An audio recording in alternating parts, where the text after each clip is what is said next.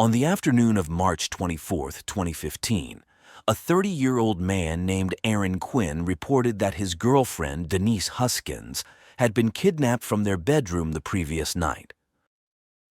Local authorities responded quickly, heading straight to the apartment where the incident took place. Upon arrival, the officers encountered a puzzling crime scene. The screen near the back door had been slashed with a knife, and the door lock appeared to have been tampered with, suggesting a forced entry. The bedroom on the second floor was in complete disarray, with blankets and sheets piled haphazardly on the bed. On the floor, they found unusual items: swim goggles taped shut and an empty bottle of cough syrup. But what stood out most was a square section of the bedroom floor outlined with red tape, within which a chair had been placed, seemingly positioned to face something. Oddly enough, a camera had been set up directly in front of the chair, yet it was unplugged and not connected to the internet, serving no apparent purpose other than decoration. No fingerprints or other DNA evidence were found at the scene, and no signs of a struggle were visible. When questioned, the neighbors claimed they hadn't heard any screams or disturbances the night of the incident, which added to the overall mystery. But Aaron's version of events made things even stranger. He recounted how he had woken up suddenly in the middle of the night to the glare of a flashlight. Dazed and confused, he noticed a red dot dancing across his chest, something that immediately reminded him of the laser sights used on firearms. Filled with fear, his instinct was to protect Denise, but before he could act, a masked man pointed a gun at his head and ordered him to bind his girlfriend's hands and feet with zip ties provided by the intruder. After Aaron complied, the man tied him up as well. The intruder then covered their eyes with the swim goggles, which were sealed shut with tape, effectively blinding them. Aaron said they were forced to hand over their bank cards, PIN numbers, social security numbers, and even their phones. The kidnapper then used their phones to text their bosses, explaining that they wouldn't be able to come to work due to feeling unwell. Things took a darker turn when the intruder made both Aaron and Denise drink an entire bottle of medicine, presumably the cough syrup found at the scene. The sedative effects of the medicine soon knocked them out. Aaron said that, after he lost consciousness, he was dragged to a chair positioned within the red tape square, and when he awoke, the goggles were removed. The intruder told him not to leave the square, warning that if he did, his girlfriend's life would be in immediate danger. Pointing to the unplugged camera, the kidnapper claimed it was monitoring his every move. To further manipulate the situation, he placed headphones on Aaron's head and played soothing music, a jarring contrast to the tense situation. After issuing his final threats, the kidnapper took Denise downstairs and vanished without a trace. Aaron, still disoriented from the drugs, remained in the square for hours, eventually succumbing to exhaustion and falling asleep. It wasn't until the following afternoon that he woke up, cut the zip ties binding him, and finally called the police. The officers who interviewed Aaron were left baffled by his bizarre story of abduction. Every detail seemed to defy logic, making them question the truth behind his claims. Drawing a square on the floor and forcing him to stay inside it? It felt like the kidnapper had seen too many Western movies and imagined Aaron was someone important. And Aaron had sat there for more than 10 hours without moving. The officers were skeptical. The biggest question on their minds was the motive. Why would the kidnapper go to such lengths to abduct someone? As Aaron struggled to convince the police that his story was real, a message suddenly appeared on his phone. It was from the kidnapper demanding a ransom. "See, I'm not lying," Aaron insisted. But the ransom amount, $12,000, was oddly specific. Whether it was a lot or not, the officers found it strange that the kidnapper would request such an exact figure. This made the police suspicious, wondering if Aaron could be involved in some way. Maybe he had harmed his girlfriend and was now playing the victim to deflect suspicion. Aaron strongly denied this, insisting that he had nothing to do with her disappearance. "How could I have sent a message to myself right in front of you?" he asked. But the experienced detectives weren't buying it. They knew about ways to schedule texts to be sent later. For the next several hours, the interrogation continued. Aaron was hooked up to a lie detector, questioned repeatedly, and even had lawyers consulted, but nothing conclusive came from it. Meanwhile, something else odd happened. The local newspaper received a voicemail from a woman claiming to be the missing Denise. She said she had been kidnapped but was still alive. To prove her identity, she mentioned her favorite band from her first concert and the name of her high school boyfriend. However, her voice was calm and steady, as if she were talking about someone else's situation, not her own. This made the police even more suspicious. Who could stay so composed while supposedly being held captive? The police then began interviewing the couple's colleagues and friends. What they uncovered was a scandal. It turned out Aaron and Denise were both physical therapists at the same local hospital. Even more shocking, Aaron's ex-fiancée, Andrea, also worked there. Aaron and Andrea had been engaged, planning a wedding, but things fell apart when Andrea cheated on him. Though they had broken up, the two still worked together and saw each other regularly. Even after Aaron started dating Denise, it seemed he hadn't completely cut ties with Andrea. Strangely, Aaron recalled that during the kidnapping, the masked man had repeatedly asked him for names, and at one point, even called him Andrea. Could it be that the kidnapper had intended to target Aaron's ex-fiancée, but accidentally took the wrong person? Despite this new information, the police remained convinced that there was no real kidnapper, just a love triangle gone wrong. They theorized that one or more people might have concocted this whole scheme to eliminate a romantic rival or add excitement to their lives. Though they continued with formal investigations, deploying search dogs and distributing flyers, their focus shifted increasingly to Aaron as a suspect. Aaron, clinging to his story, continued to insist on his innocence, but after hours of questioning, the police began to lose patience. Legally, they could hold him for 48 hours before charging him, so they decided to wait. Aaron wasn't put in a prison uniform, but he was given minimal food and water and confined to a small cell under constant pressure.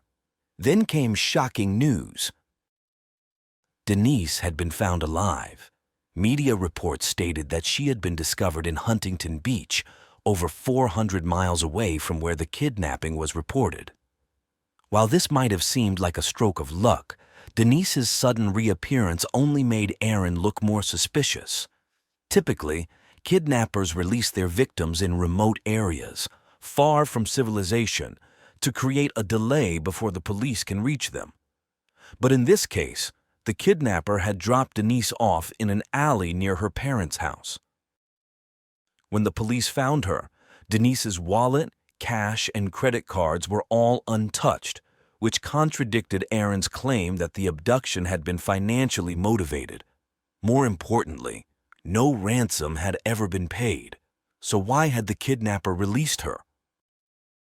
Denise told police that, after being taken, her eyes were covered, and she was brought to a small, quiet house where the windows had been completely covered with cardboard. She said the kidnapper, who wore a black hoodie, assaulted her inside the house. They stayed there for almost 2 days before the kidnapper told her to drink cough syrup, blindfolded her with the taped-up goggles again, and drove her away. Disoriented by fear and the effects of the medication, Denise couldn't tell how long they had been driving, but after being told to count to 20 and then open her eyes, she found herself near her parents' home. The police found Denise's story even more unbelievable than Aaron's. They required her to undergo a medical examination, particularly focusing on evidence related to the alleged assault. Surprisingly, her physical exam revealed no signs of injury, and there were no traces of male DNA on or inside her body. Denise explained this by saying that during the assault, the kidnapper's genitals had felt odd, as though they weren't real, possibly a toy. This led police to suspect that the kidnapper might not have been a man at all. The police began to suspect that Denise might have voluntarily left home and fabricated the entire story to avoid the consequences of her actions. How could a case so ridiculous be real? A kidnapper who didn't want money, didn't want the person, and simply held her for 2 days as if playing the role of a modern-day Good Samaritan.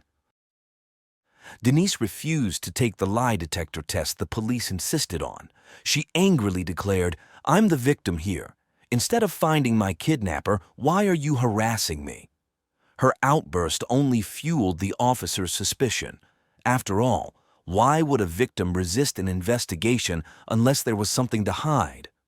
Not long after, the police held a press conference.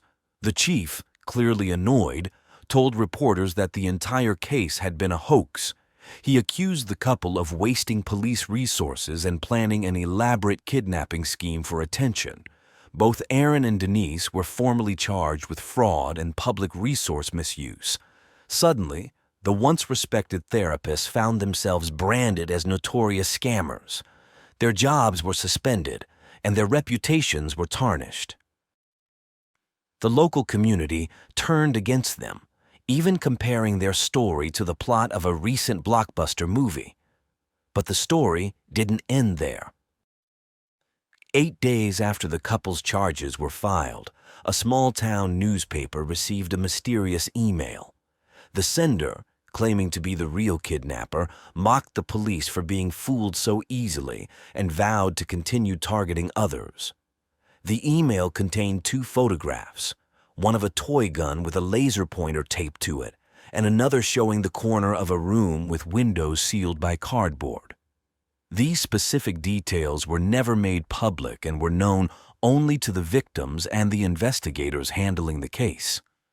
With years of experience in journalism, the newspaper editor noticed that the email was written with an unusually precise legal tone, different from what you'd expect from an average person or even 2 medical professionals. Yet, the police refused to acknowledge the authenticity of the email, suspecting it to be a distraction crafted by the couple. They argued that since the couple had hired lawyers, it wouldn't be impossible for someone to write the email for them. 3 months passed, and the case of the supposed fake kidnapping and the real fraud remained entangled in legal proceedings. Then, less than 80 miles from where Denise had allegedly been abducted, there was a home invasion and attempted kidnapping. When police arrived at the scene to gather evidence, they discovered something eerily familiar: swimming goggles sealed with duct tape. Due to the high-profile nature of the earlier case, the police initially thought it could be a copycat criminal, using the same method to blindfold the victims. However, after speaking with the victims' families, they were stunned to discover striking similarities between the 2 cases. This time, it was a family of 3, the parents in one room and their 14-year-old daughter in the adjoining bedroom. The father was awakened in the middle of the night by a flashlight beam, just like in the previous case, and saw the same red laser dot. A tall man in a black hood pointed a gun at the father's head and demanded that he tie his wife's hands and feet with zip ties. Every step mirrored the earlier incident, but with one critical difference. The father did not comply. Instead, he fought back fiercely, using a bedside lamp to strike the intruder. Taking advantage of the situation, the mother quickly hid in the bathroom. The father then yelled to his wife to grab a gun from the bathroom, though there was no gun in the house, nor had either of them ever used one. The bluff worked, scaring the intruder, who fled the house. The father chased the man outside, where he saw him drive off in a white car. It was only then that the couple realized their daughter had been tied up in her room, her hands and feet bound, and her eyes covered. It seemed the intruder's plan had been to incapacitate the parents first, then abduct the daughter. Fortunately, the parents' brave actions thwarted what could have been a devastating outcome. Although photos of the family were never released, reports mentioned that the father was of Asian descent. Due to the intruder's hurried escape, the crime scene was not as carefully cleaned as it had been when Denise was kidnapped. The police found DNA from the attacker on the bedside lamp, as well as a suspicious Samsung phone near the door. The phone was registered to a 38-year-old Californian man named Matthew Muller. Additionally, the police managed to recover deleted text messages and photos from the phone, including the $12,000 ransom demand sent to Denise's boyfriend. Using the location data from when the ransom message was sent, the police tracked down a vacation cabin owned by Muller. They immediately went there and found a white car parked outside, matching the description given by the Asian father in the second case. Without hesitation, they entered the property and found Matthew calmly sitting in the living room, hands raised, saying, "You finally found me." He offered no resistance and cooperated fully during his arrest. Inside the vacation cabin, police discovered a room where the windows were sealed with cardboard, perfectly matching the photos from the leaked email and Denise's description. They also found a replica gun, duct-taped swimming goggles, zip ties, and cough syrup mixed with sedatives. In Matthew's car, they uncovered a crucial piece of evidence, a blonde hair strand tangled in one of the zip ties. And whose blonde hair was it? None other than that of Denise. What's more, the data from Matthew's car showed that he had been near Denise's apartment on the night of March 24th and near her parents' home 2 days later, exactly coinciding with the times of her kidnapping and release. All the evidence pointed to the fact that Denise and her boyfriend had been telling the truth the entire time. However, when the police showed Matthew's photo to the couple for identification, they both claimed they had never seen him before and didn't display any hostility toward him. They were completely bewildered as to how they had become involved in this mess. So the big question remained, why did Matthew commit these heinous acts? The key to understanding his motive lay in Matthew's background. Police investigations revealed that Matthew came from a wealthy family. His father owned a large accounting firm in California, ensuring Matthew had been financially secure since birth. Despite his wealth, Matthew didn't squander his fortune. After finishing high school, he enlisted in the U.S. Marine Corps, becoming a mechanic. His superiors praised his intelligence and diligence during his service. After leaving the military, Matthew was accepted into Harvard Law School, graduating with honors and becoming a licensed attorney. This explained why the newspaper editor had recognized the sophisticated language in the extortion letter. In 2012, a female intern at the law firm where Matthew worked accused him of sexual harassment. The case dragged on for over a year before Matthew settled privately, paying the woman a substantial sum. However, during the proceedings, the intern's testimony somehow leaked. She described Matthew as having deviant desires but lacking the physical ability to act on them, requiring tools to harass women. This revelation caused Matthew's reputation to plummet. His wife of 2 years also took advantage of the situation and divorced him. Afterward, Matthew left the firm and didn't renew his law license, effectively ending his legal career. He later tried his hand at sales but was soon fired for poor performance. The shadow of the harassment lawsuit haunted him, derailing his life. Though Matthew could have lived comfortably without working, he blamed the intern for ruining his career. His anger first targeted his ex-wife, but soon extended to all women. He saw the world as unfairly biased toward women, with both the legal system and public opinion siding against men. This sense of injustice fueled his desire for revenge, to prove that assumptions could be wrong. In the past 2 years, there had been over 30 reported home invasions in the San Francisco Bay Area, but nearly all the women who reported the incidents were dismissed as mentally unstable. Only 2 cases were filed, quickly buried among countless others. Matthew's appetite for humiliation grew, and targeting women alone no longer excited him. He found greater pleasure in humiliating men in front of their partners, not just causing harm but ensuring that they were ruined forever. If not for the brave actions of the Asian family who fought back, who knows how far Matthew's twisted plan would have escalated. After Matthew's arrest, his wealthy parents spared no expense in trying to absolve him, hiring top defense attorneys and even a renowned psychologist to argue that Matthew had severe mental health issues and possibly a split personality. But in the face of all these efforts, Matthew made a sudden decision. He chose to plead guilty to all charges. In his mind, he had achieved his goal. He had shattered people's trust in the police, the judicial system, and even women.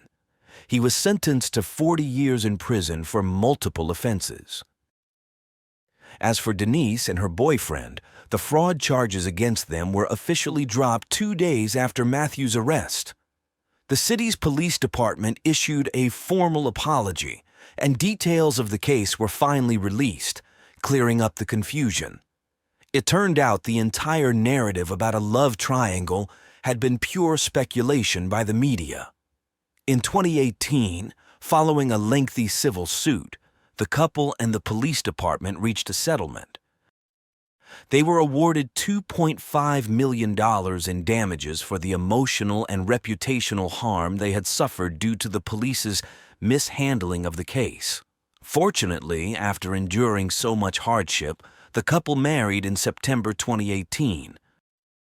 A year later, they welcomed their first daughter, followed by another girl in 2022.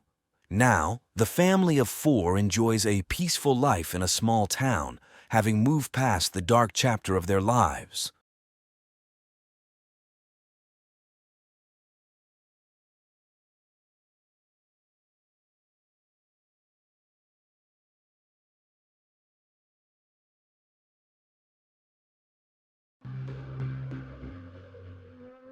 Marlene Warren was born on April 15, 1950, in Michigan, USA. Growing up without a father, she dreamt of having a large and close-knit family from a young age. This dream soon became a reality when she married a man named John, with whom she had 2 children. However, years later, the family faced an unexpected tragedy when John suddenly passed away from an illness, leaving Marlene alone with her 2 young children. Marlene dedicated herself to work, striving to support her children on her own. 6 years after her husband's death, Marlene met a man named Michael Warren.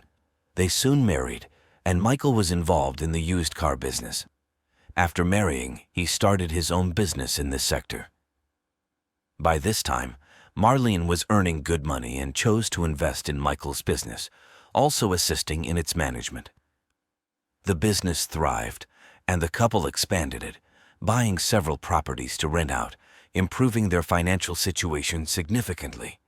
The family moved to Wellington, a luxurious suburb of Miami, where they bought a large house. Although their life seemed almost perfect, another tragedy struck in 1988 when Marlene's eldest son died in a car accident, deeply affecting her and her younger son, Joseph. After her son's death, Marlene considered selling the rental properties. While the business was profitable, it was also a constant source of worry. Issues with tenants not paying rent or losing their income were common, and Marlene, being kind-hearted and empathetic due to her own past struggles, found it difficult to evict people. However, she and Michael couldn't afford to let people live in their properties for free. Eventually, Marlene wanted to get out of the business to avoid these moral dilemmas. 2 years had passed since her son's death, and the family was beginning to recover and return to normalcy. However, on the morning of May 26, 1990, something terrible and unexpected occurred. Marlene was at home with her son and 3 of his friends who had come over for breakfast. Their kitchen had a view of the driveway. Suddenly, the doorbell rang, and Marlene went to answer it. Her son saw a white Chrysler parked in front of their house. When Marlene opened the front door, she was greeted by a person dressed as a clown, holding 2 balloons and a bouquet of flowers. Marlene commented, "How cute," but then something unexpected happened. The clown who appeared at Marlene Warren's doorstep suddenly pulled out a gun and shot her in the head. Marlene's son and his friends, who were in the house, rushed to the hallway, only to be met with the shocking sight of Marlene bleeding on the ground. The clown, dressed in full costume, stared at them for a few seconds before returning to the white Chrysler and driving away. Marlene's son, despite having an injured leg, urged his friend to drive after the clown, but they were unable to locate the vehicle. Marlene was quickly taken to the hospital in an unconscious state, and the police began their investigation. They first spoke with everyone in the house at the time of the attack. Marlene's son could not identify the assailant due to the costume, gloves, and wig, noting only that the attacker had very dark eyes. His friends added that the clown was quite tall, and that the work shoes worn were strikingly different from the costume. A neighbor walking their dog near Marlene's house also saw the clown but couldn't provide significant information to the police. The investigators started looking for a white Chrysler and sought other evidence. Their first suspicion fell on Michael, Marlene's husband, who had left for a Miami racetrack that morning and was not at home during the attack.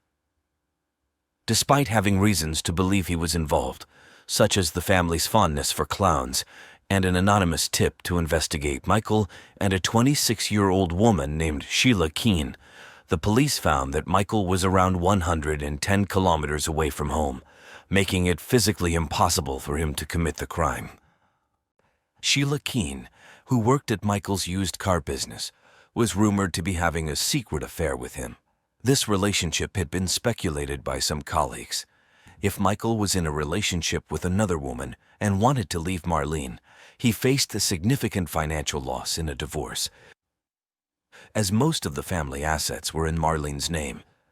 Despite the lack of concrete evidence linking Michael and Sheila to the crime, the police still considered their involvement probable. Given the disguise used by the assailant, the police considered whether Sheila could have been the clown. Witnesses couldn't confirm the attacker's gender, and Sheila was known for her assertive character. She handled clients who were late on rental payments, often needing to repossess cars, a job in which she was unyielding, and for which she carried a .38 caliber pistol, the same caliber used to shoot Marlene. After the bullet was removed from Marlene's head, it was determined to be from a .38 caliber gun, raising further suspicions about Sheila's potential involvement in the crime.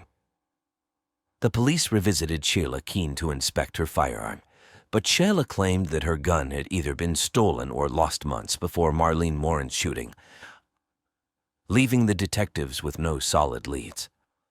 During their investigation, they learned that Sheila was divorced and that after leaving her husband's house, Sheila moved into a rented apartment, and there were suspicions that Michael Warren, Marlene's husband, was paying for this accommodation.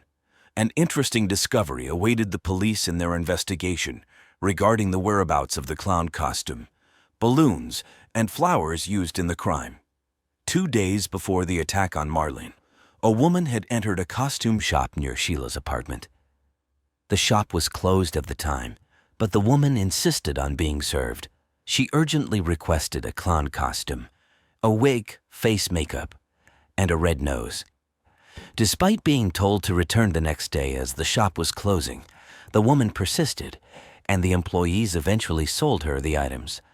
There were no surveillance cameras in the store, so the police had to rely on the employees' verbal description of the woman, who they described as tall and thin with dark hair.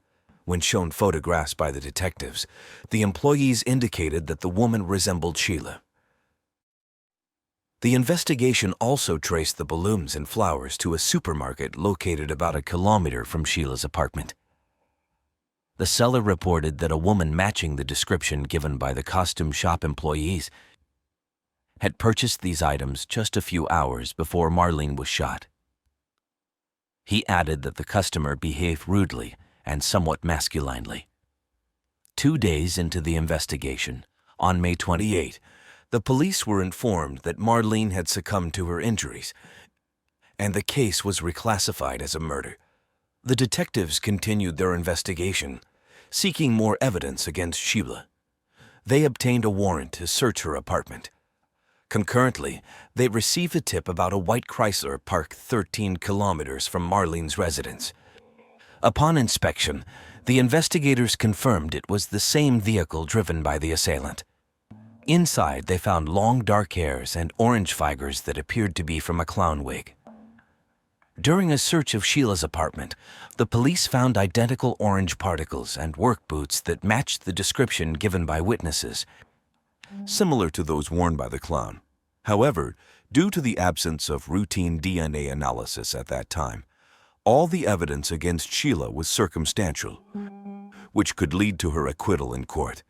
Detectives then turned their attention to how the clown had acquired the car used to reach Marlene's house. They uncovered that about 1.5 months before Marlene's murder, a man had mistakenly rented a car from one of Michael Warren's main competitors. When this mix-up was reported to Michael, his reaction was notably strange. Rather than informing a customer about a mistaken car rental from one of his competitors, Michael Warren told the man to just leave the car in the parking lot and put the keys inside. Michael then asked an employee to take him and Sheila to the parking lot and instructed the employee to keep quiet about the incident. The employee witnessed Michael and Sheila leaving in the same white Chrysler. This happened shortly after a serious disagreement between Michael and his competitors, where Michael had been giving his competitors a negative image in his advertisements, which they disliked. Detectives decided to investigate Michael's business further and found numerous legal infractions, including tax and insurance manipulation. They also found evidence suggesting that Michael had used illegal methods to repossess cars, even when clients had paid on time and met all conditions. During this investigation, police spoke with an employee who recalled an interesting incident where Michael and Marlene had an argument at work. After Marlene left, Michael asked the employee how much it would cost to make his wife disappear. Although this sounded suspicious, detectives still had no evidence linking Michael to the murder. Nevertheless, he was arrested for various business manipulations and initially sentenced to 8 years in prison, but was released after 4 years. In 2002, Michael married Sheila and moved to another state. Although detectives could never prove Michael's involvement in the murder, they continued to monitor him. After moving, Sheila began introducing herself to new acquaintances as a police officer and had dyed her hair from dark to blonde. She and Michael opened a restaurant and seemed to have built a good life. However, rumors began circulating among their employees that Sheila had murdered Michael's ex-wife. Apparently, an employee stumbled upon information about the crime and discovered that the police had suspected them. Still, without definitive proof, the case remained unresolved until it was reopened in 2013. A new investigative team requested a re-examination of all available evidence, as DNA testing and other forensic technologies had significantly advanced since 1990. It took several years to re-examine the evidence. First, the orange fibers found in Sheila's apartment, the car, and the crime scene were compared, showing they were almost identical. The most significant lead came later when experts took DNA samples from several hairs found in the white Chrysler and compared them to Sheila's DNA, which matched perfectly. This provided irrefutable evidence that Sheila had been in the same car the clown used to drive to Marlene's house. Sheila was arrested in 2017, then 54 years old, and continued to deny her guilt. She was denied bail and awaited trial in jail. Michael insisted he had nothing to do with Marlene's murder and believed Sheila was innocent as well. He hired expensive lawyers for her, and the trial had been prolonged for years. In preparation for the trial, the police uncovered some previously unknown facts. About a year after Marlene Warren's murder, an attorney who had worked with Michael Warren on business matters contacted them. He revealed that approximately a year before the murder, Michael had asked him a very strange question. If a husband kills his wife, what happens to the property registered in her name? Would it go to the husband? The attorney was surprised by this question, but advised Michael that if the husband arranged for an acquaintance to commit the murder and the court couldn't link the husband to the killer, he would inherit the woman's assets. Furthermore, the attorney shockingly advised Michael that if the murderer wore some kind of disguise, like a clown's, they would likely never be identified and thus escape punishment. Another shocking confession came from a man whose deceased father had worked for Michael at the time of the murder. He confessed that his father had helped carry out illegal plans for extra money, such as rolling back odometers to sell cars at higher prices. On the day of the murder, Michael asked his father to dispose of the gun and the car used by the murderer after abandoning the Chrysler in the parking lot. Before dying, the man's father revealed that the second car was hidden in a river canal. The police found the car in the canal, confirming the witness's truthfulness, although no evidence survived. Sheila's trial was repeatedly postponed until a final date was set for May 12, 2023. However, on April 25, something unexpected happened. Sheila pleaded guilty to avoid the death penalty she would have faced if she lost the murder trial. Her lawyer stated that Sheila was innocent of the murder, but feared for her life, and thus accepted responsibility for someone else's crime. She was sentenced to 12 years in prison for second-degree murder, with about 5.5 years deducted for the time already served and further reduced for good behavior. She was expected to spend an additional 16 to 24 months in prison. As for Michael, his involvement has not been proven, and he remains free. It's unlikely he will ever be charged with his wife's murder, as there is no direct evidence against him. Marlene's son, the sole member of his family, thanked the detectives for uncovering the truth and keeping the case alive for years. Despite the profound tragedy of his mother's death, he overcame his grief, opened his own small construction business, and rebuilt his life.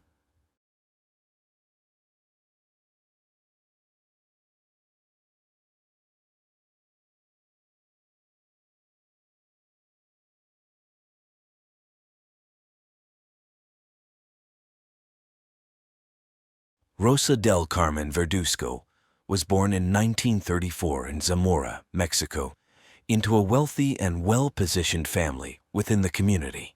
She and her 4 siblings received a good education due to their status. Money was not a concern for the Verduzcos, but something about this privileged reality troubled Rosa's mind. While she and her family could afford anything they wanted and enjoy a good life, thanks to her father's ability to run commercial businesses, other children faced harsher realities. This seemed unacceptable to her, and from the moment she became aware of it, a compelling need to make a change about the issue that bothered her was born. Even at a young age, she understood that it was up to her to make a difference. However, this task would not be easy, as she came from a strict family, and she knew it well. It was rumored among the inhabitants of Zamora that in her preteens, Rosa had fallen in love with a laborer, and her parents did everything possible to stop the progression of that relationship.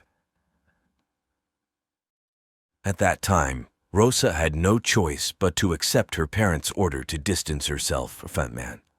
Outraged by what she had to endure, she swore she would never marry, but she would have children. One day, while walking through the streets of her city, she met a boy slightly younger than her, who was 13 at the time, living in the open. Rosa felt she could not turn a blind eye and had to remedy the terrible situation the boy was going through, rescuing him from poverty. She took him to live in her house with her family, so he could finally rest under a roof and have a meal on the table. Her parents refused, considering her too young to face such a responsibility, but they eventually agreed to receive him due to her persistence. For time, this activity became a habit for Rosa, or rather, her passion. After a few months, the number of children living under her care had multiplied. Amidst this turmoil in the Verduzco household, her father passed away. Although this terrible event deeply affected Rosa, she saw it as an opportunity to fully pursue her dream. So then, she convinced her mother to buy her a house where she could shelter and help more children. On one hand, Rosa was just as young as her rescued children and also needed adult care, but on the other hand, she would no longer have to occupy her own space.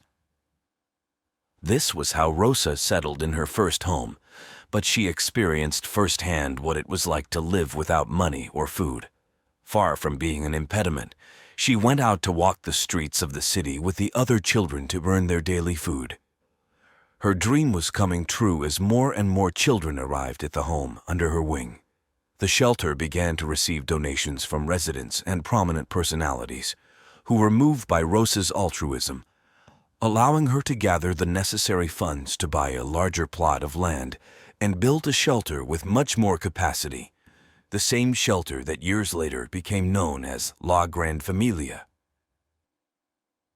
Rosa Verduzco's work was quickly recognized by the population, who were inspired by her commitment and devotion to the care of minors, and consequently, donations soon appeared: food, school supplies, cleaning products, and money, among other things, made it possible to maintain the place that Rosa and her children built with their own hands.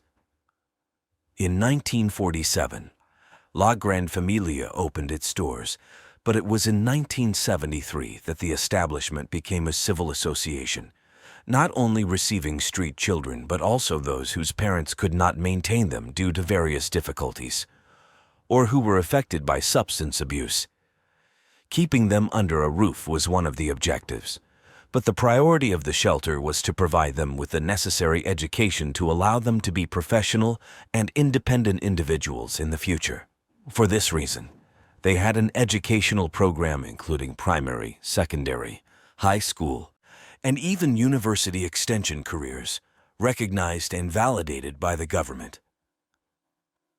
In addition to conventional training, the minors attended physical education classes, sewing workshops, and many more categories. However, one of the most outstanding and proudest for Rosa was musical learning. The children residing in the establishment had to learn to play an instrument or sing. Thanks to this, a large orchestra was formed that did not miss a celebration without presenting their musical number. La Gran Familia gained great popularity, reaching the ears of many politicians who decided to support and get involved in the project. Governors like Vicente Fox and Felipe Calderon, to name a few, became great admirers and allies of Rosa Verduzco. The work carried out there was so recognized that even during a visit by Queen Elizabeth of England to Mexico, she requested to meet Rosa Verduzco, in addition to donating a bus for transporting the children and money to build a gymnasium. Rosa agreed to the meeting, but added a condition to the Queen's request. She was willing to receive her if the children could be present at the venue and share a meal with her and the prince consort, as well as offer them a musical number. Rosa Verduzco made it happen. It was known that with her undeniable determination she could achieve everything she wanted, and she had already proven it over decades. Thanks to that defining character, over the years, hundreds of children were welcomed into that home. All were received. However, as often happens in such cases, not everyone was very happy with her way of being. Rosa Verduzco faced controversies from the beginning of her project. One of the first reasons she was criticized concerned the location of the shelter, as it was located in an affluent area of the city. Her neighbors were not willing to share space with an establishment that, at first glance, looked deplorable as it had been built by inexperienced hands, and occasionally some walls would crumble and had to be rebuilt. However, there were more terrifying reasons to judge what happened at La Gran Familia. Amid so much kindness and generosity seemed to hide a secret that only those behind those doors seemed to know, or at least someone that no one dared to tell, for fear of Rosa's reprisals. It was very common among the neighbors of the city to see her in the streets with a group of children. Some were sent to beg for money or sell newspapers to collect money. Meanwhile, others, the more privileged or at least chosen by her, accompanied her to have a chocolate she invited them to. But it was on these occasions that Rosa's authoritarian character became visible to those outside the shelter. In popular celebrations, when the town gathered in the streets, Rosa sent the children to ask for toys and authorized them to bite people who refused to give them anything. On the other hand, merchants or anyone who crossed her path were obligated to make some type of donation that Rosa demanded. The woman had the freedom to do and undo. It was evident that she had a power that exceeded her good intentions of running a home for children. Soon, the inhabitants of the city realized who this popular personality really was. She was greatly admired to the extent that parents threatened their misbehaving children with sending them to Rosa's place, as if that was the worst punishment they could receive. Everyone was aware and divided between those who praised her and those who hated her. However, what seemed unnoticed by the authorities was the actual happenings at the shelter, as no one dared to even visit the place occasionally to ensure it was operating according to governmental regulations. For 60 years, Rosa operated with perpetual impunity, aided by a corrupt system that delegated to one person the work others were incapable of doing.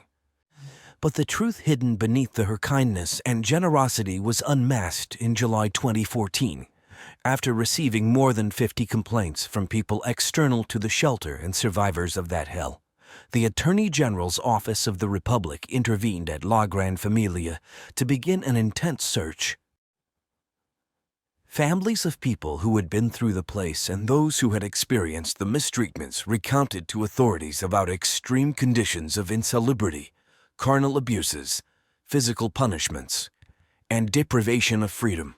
During the search at La Gran Familia, the police confirmed a huge amount of spoiled food that was provided to the children, which consequently led to severe cases of malnutrition. Among the testimonies, a survivor recounted being forced to eat flies just to get something in his stomach. Furthermore, other horrifying confessions reported that an endless number of crimes occurred there, threatening the integrity of the children, with numerous cases of abuses perpetrated by the same teachers or caregivers of the shelter. Some stated that within the establishment, there were many pregnant women who, after being forced to give birth, had their children taken away and registered under the Verduzco surname, thereby depriving the mothers of any rights over their babies. Thousands of children were adopted by Rosa Verduzco, despite its illegality, and worse yet, nobody stopped her from committing the crime. On the contrary, it was allowed. What Rosa did next with those children is even more heinous. Having legal custody of the adopted people allowed her to keep them away from their families until they reached adulthood. Whenever their relatives tried to visit them, they were violently expelled from the institution. But later, when they were supposedly able to finally go out into the world as restored individuals, Rosa demanded an exorbitant sum of money in return, as she had authority over them, effectively finding under that excuse a way to traffic people. It was impossible for these families to gather the demanded sum, so some never managed to leave. Moreover, if they tried to escape, they faced brutal beatings and confinement in cells, to the point that one of the victims reported that after a failed escape attempt, their ears were cut off as punishment. What had once been a shelter had ultimately become a prison. Long list of testimonies exposed the tortures and crimes committed within La Gran Familia. At the time, the Attorney General's office witnessed firsthand the deplorable state of the facilities. Children sleeping in broken bunk beds among trash, rats, and bedbugs, completely dirty bathrooms, and terrible infrastructure. The nauseating odor emanating from the place could be felt from the street, with excrement, urine, and decomposing food revealing the reality that was lived there. It was evident that the place was neglected, and the money from donations was not being used for improvements. These findings cast doubt on the benevolence that had positioned Rosa Verduzco as a legend, a saintly figure in Mexico and the world for decades.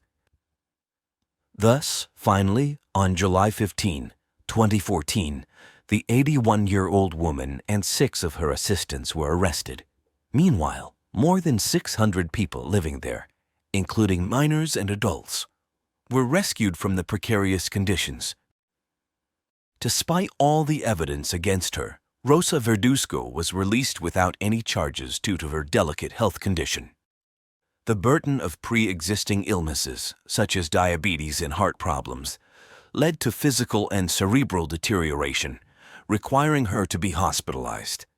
While outside the building, a crowd gathered to pray for her speedy recovery. Others protested against the justice system's decision for not acting in accordance with the reported evidence. Finally, 2 years later, at the age of 84, after being hospitalized again for 20 days, Rosa del Carmen Verduzco passed away due to a sudden stroke. As for the other accused, out of the 6, only 2 were charged with the crimes committed. The others were released just like Rosa. In 2016, 2 years after the discovery of the truth, the Attorney General's office declared itself incompetent to follow up on the investigation into the case, deciding to leave it in the hands of the state. To everyone's surprise, the case remained unresolved, without any resolution, and much less any detainees paying the sentence they deserved for the committed crimes, including deprivation of liberty, the abuse suffered by the children, and the trafficking of them, among other horrific acts. The nickname The Boss was not given to Rosa randomly. It was her political contacts who called her that due to her decisive character, her authoritarian personality, and her ability to run a business of such magnitude. What never became clear was how a person with such a strong vocation for service from an early age turned into such a sinister figure, forgetting the true reason why she was there. Some theories suggest that she was involved with Mexican cartels and that La Gran Familia was an ideal place for money laundering. Others believe her ties with politicians personally benefited her, and in exchange for those favors, she forced people to vote for her allies. Indeed, there were those who claimed she was an ambitious woman, extremely strict, who enjoyed others suffering and having control. The reality is that today, the population is divided between those who choose to believe in her good intentions, considering her a saint in life, and those who assert she was one of the most evil people in Mexican history. This contradiction has sparked discussions, even among renowned personalities in culture and politics. What cannot be forgotten is that once again the judicial system has been incapable of providing a certain response to a population that for years hoped the truth would be revealed, and that when it finally happened, nothing changed.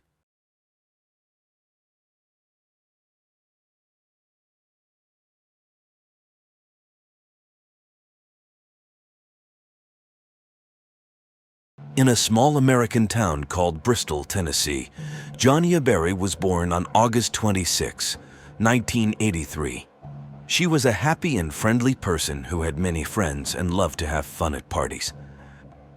When she was in school, she was also part of the local cheerleading team. After finishing high school, Johnia went to East Tennessee State University to study psychology and criminology. During her college years, she met Jason White, and they became a couple, eventually getting engaged right before they graduated. In late 2004, When she was 21 years old, Johnia decided to get a master's degree in psychology. This led her to move temporarily to Knoxville, another city, for her studies. While studying, she worked part-time at a children's educational center and discovered her passion for helping children. Her boyfriend, Jason, continued his studies in a different state, working towards a law degree. Even though they were far apart, they stayed in touch and planned their wedding. In Knoxville, Johnia initially stayed in her friend Jason Amami's apartment. They both went to college together and later moved to Knoxville. They shared an apartment with 2 bedrooms, and Jason let Johnia stay there until she found her own place. Johnia had 2 part-time jobs, one at a jewelry store and the other at a children's hospital. On the Sunday night of December 5th, after finishing work at the store, Johnia went to the mall to do some Christmas shopping. When she got back home, she wrapped presents for the children at the educational center, talked to her neighbor, and then went to her room. She also spoke to her boyfriend on the phone before going to bed. Around 4 in the morning, Jason Amami heard a scream from a woman.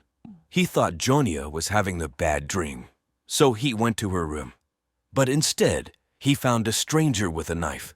The stranger attacked Jason, and they had a fight. Eventually, Jason managed to push the attacker away and ran out of the apartment. He went to the nearest convenience store, which was almost a kilometer away, to call for help. When the store clerk saw Jason, who was covered in blood, they called 911. Jason explained what had happened to the police when they arrived.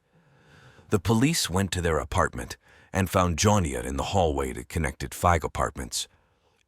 She was still alive but barely conscious. When they asked her about the attacker, she could only give weak clues.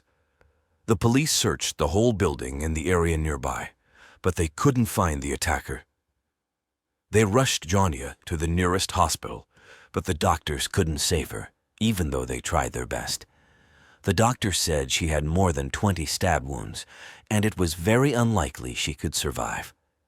As for Jason, he had 8 wounds from the attacker, but only one was very serious.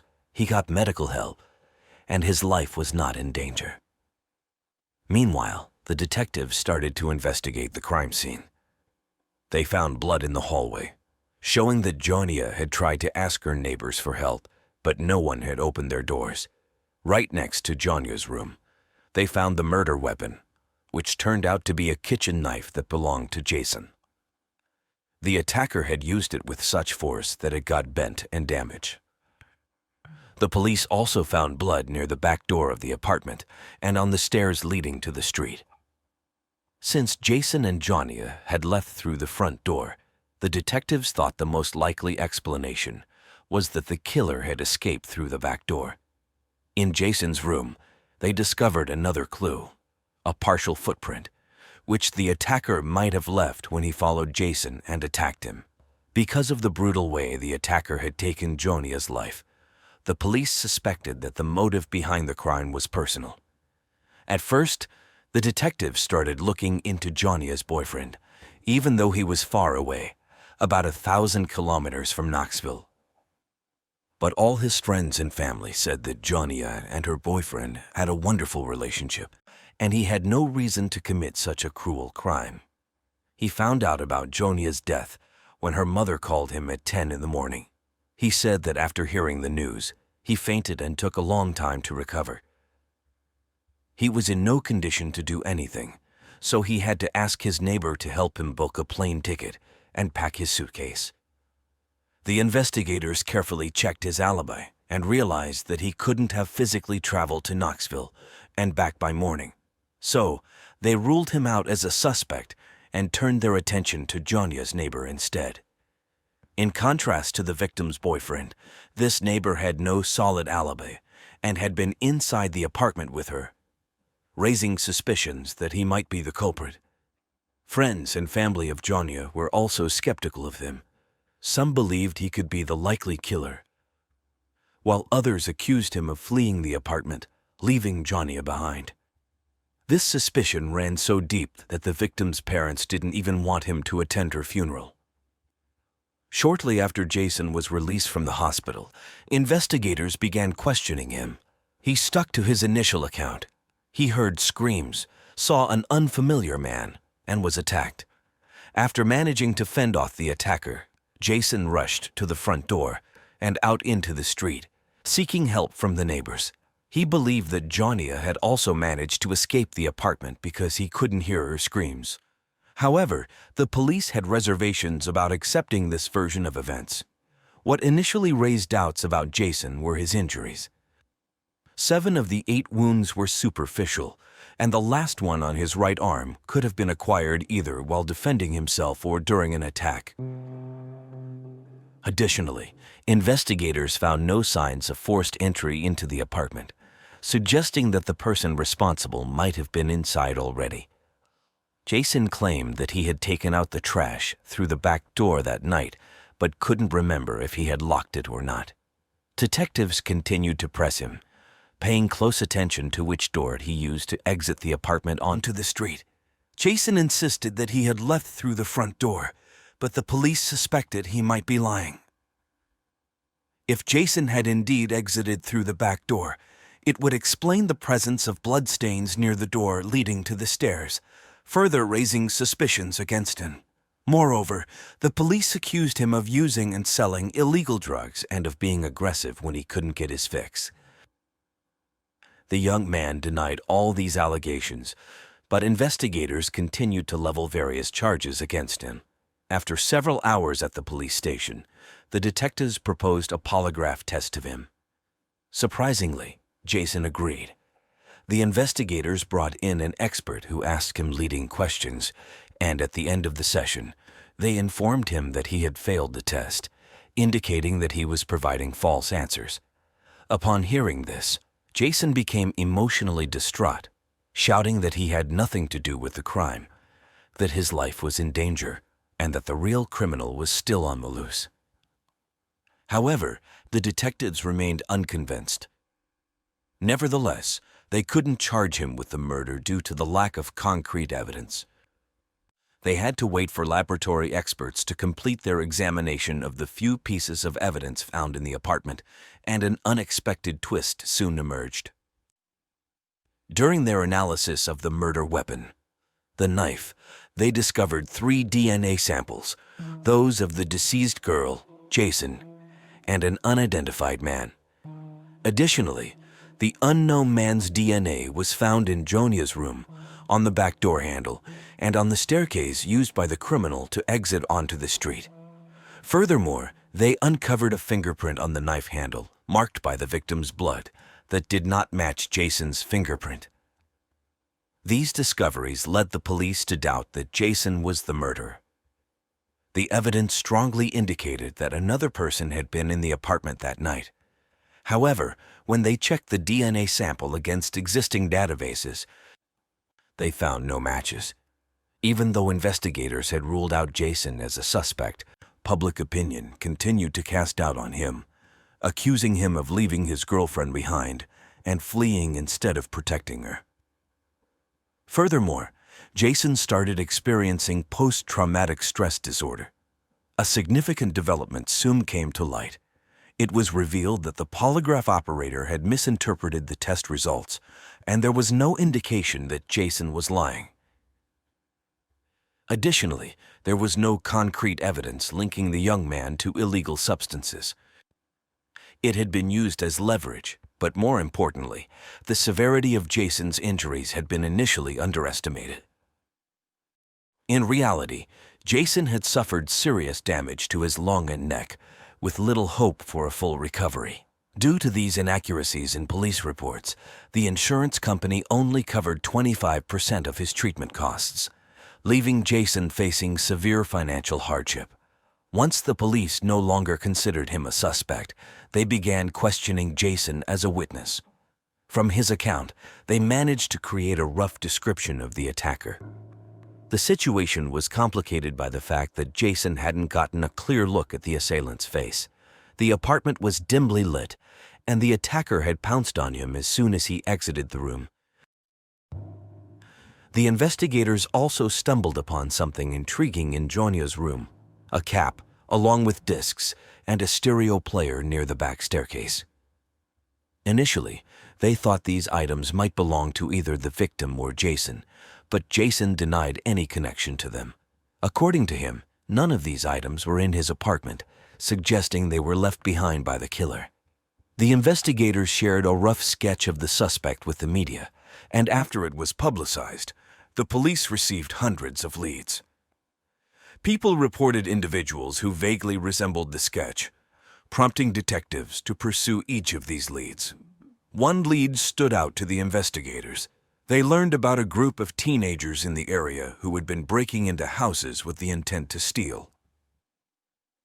One of these teenagers, a 19-year-old named Michael, bore a resemblance to the suspect's sketch.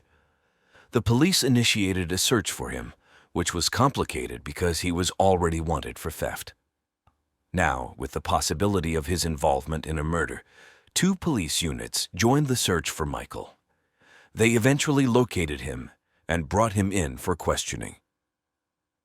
The investigators immediately focused on Michael's shoes, which had a tread pattern similar to the footprint left by the killer. They collected a DNA sample and fingerprints from Michael and sent them to the experts for analysis.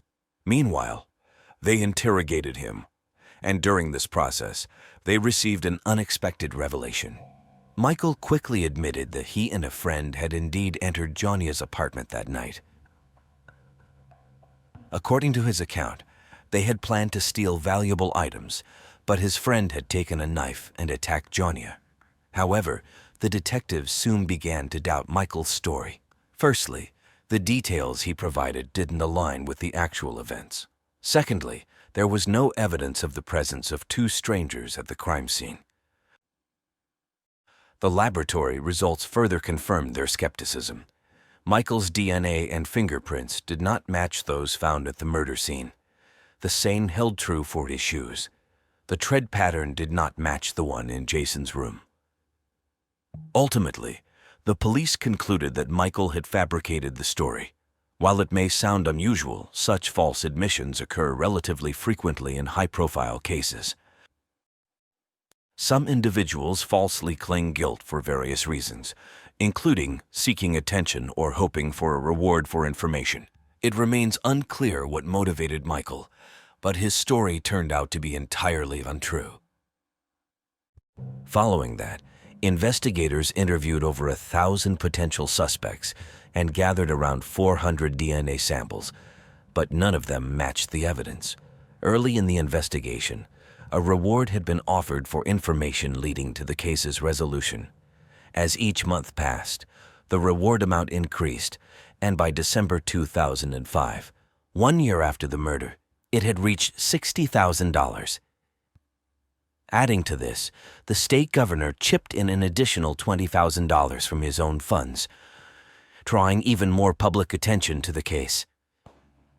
Despite the abundance of leads, all of them eventually led to dead ends, and the case remained unsolved for several years. In 2007, the victim's parents decided to take action by seeking changes in state legislation. They found it perplexing that the fingerprints and DNA of the murderer were not in any databases. Given the brutality of the crime, the parents refused to believe it was the perpetrator's first offense. They later discovered that, according to Tennessee laws, fingerprints and DNA samples were only collected from convicted criminals. Johnia's parents were determined to change this. They played an active role in crafting a new law that mandated the collection of these samples from all individuals arrested for violent crimes. Authorities supported this initiative, and the law was enacted in May 2007. 2 months later, a breakthrough occurred in the case. The police arrested Taylor Lee Olson, a 22-year-old, for violating the terms of his probation. Olson had a long history of criminal activities, primarily involving theft, check forgery, and auto theft, and he had been arrested multiple times before. Surprisingly, his fingerprints and DNA had never been collected, even though he had a history of run-ins with the law. Olson lived with his girlfriend and their newborn daughter, but his criminal activities persisted. It was revealed that Olsen had already come to the investigators' attention 5 months earlier when they received a tip about his possible involvement in the murder. However, for reasons unknown, the police had not pursued DNA samples for analysis at that time. Nevertheless, with his new arrest for probation violation, they finally decided to question him about Johnia's case. Olsen eventually confessed his involvement in the murder and willingly provided a DNA sample. When the lab results came in, it was confirmed that Taylor's DNA was a complete match with the sample found in the victim's apartment. Following this, they collected his fingerprints, which also matched the fingerprint on the murder weapon.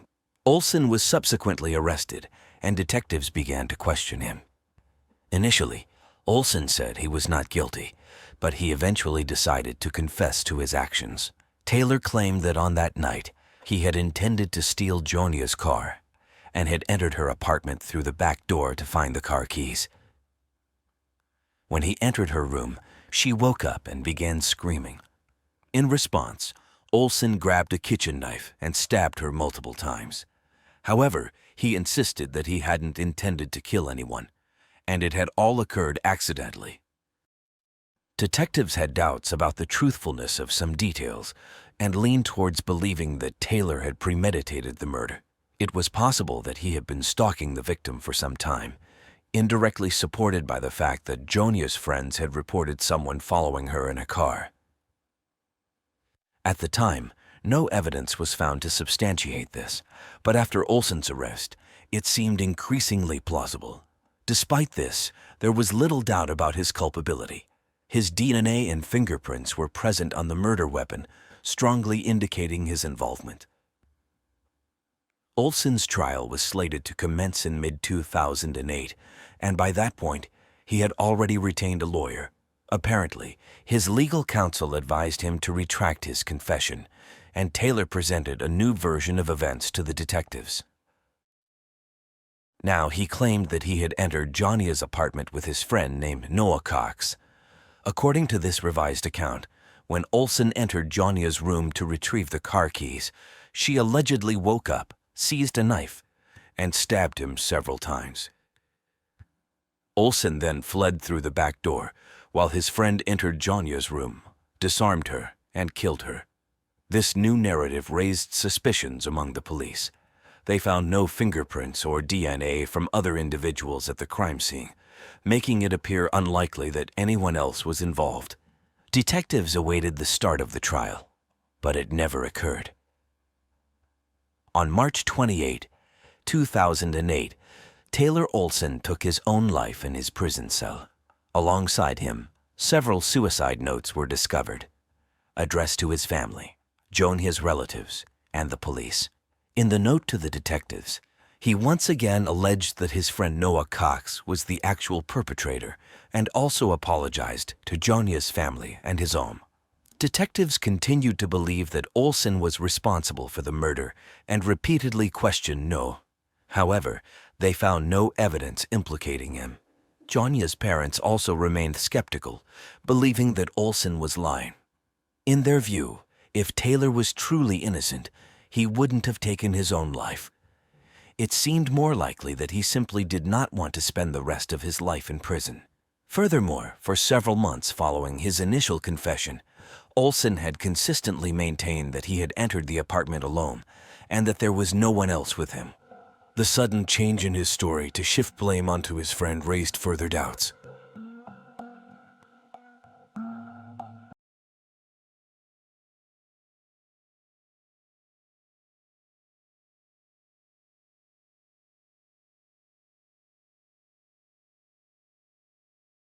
On June 7, 1977, the state of Ontario, Canada, witnessed the birth of Leah Susa. Leah's life began with her strong and determined mother, Laura Susa, who, despite being the single parent, left no stone unturned in ensuring her daughter's well-being. For a considerable time, their world was just the two of them, journeying through life's highs and lows together. As time unfolded, Laura introduced Leah to her new baby brother, Michael. The identity of their father remains undisclosed to the public. While some believe that a father figure was missing from their lives, the addition of Michael brought a sense of completeness to their family.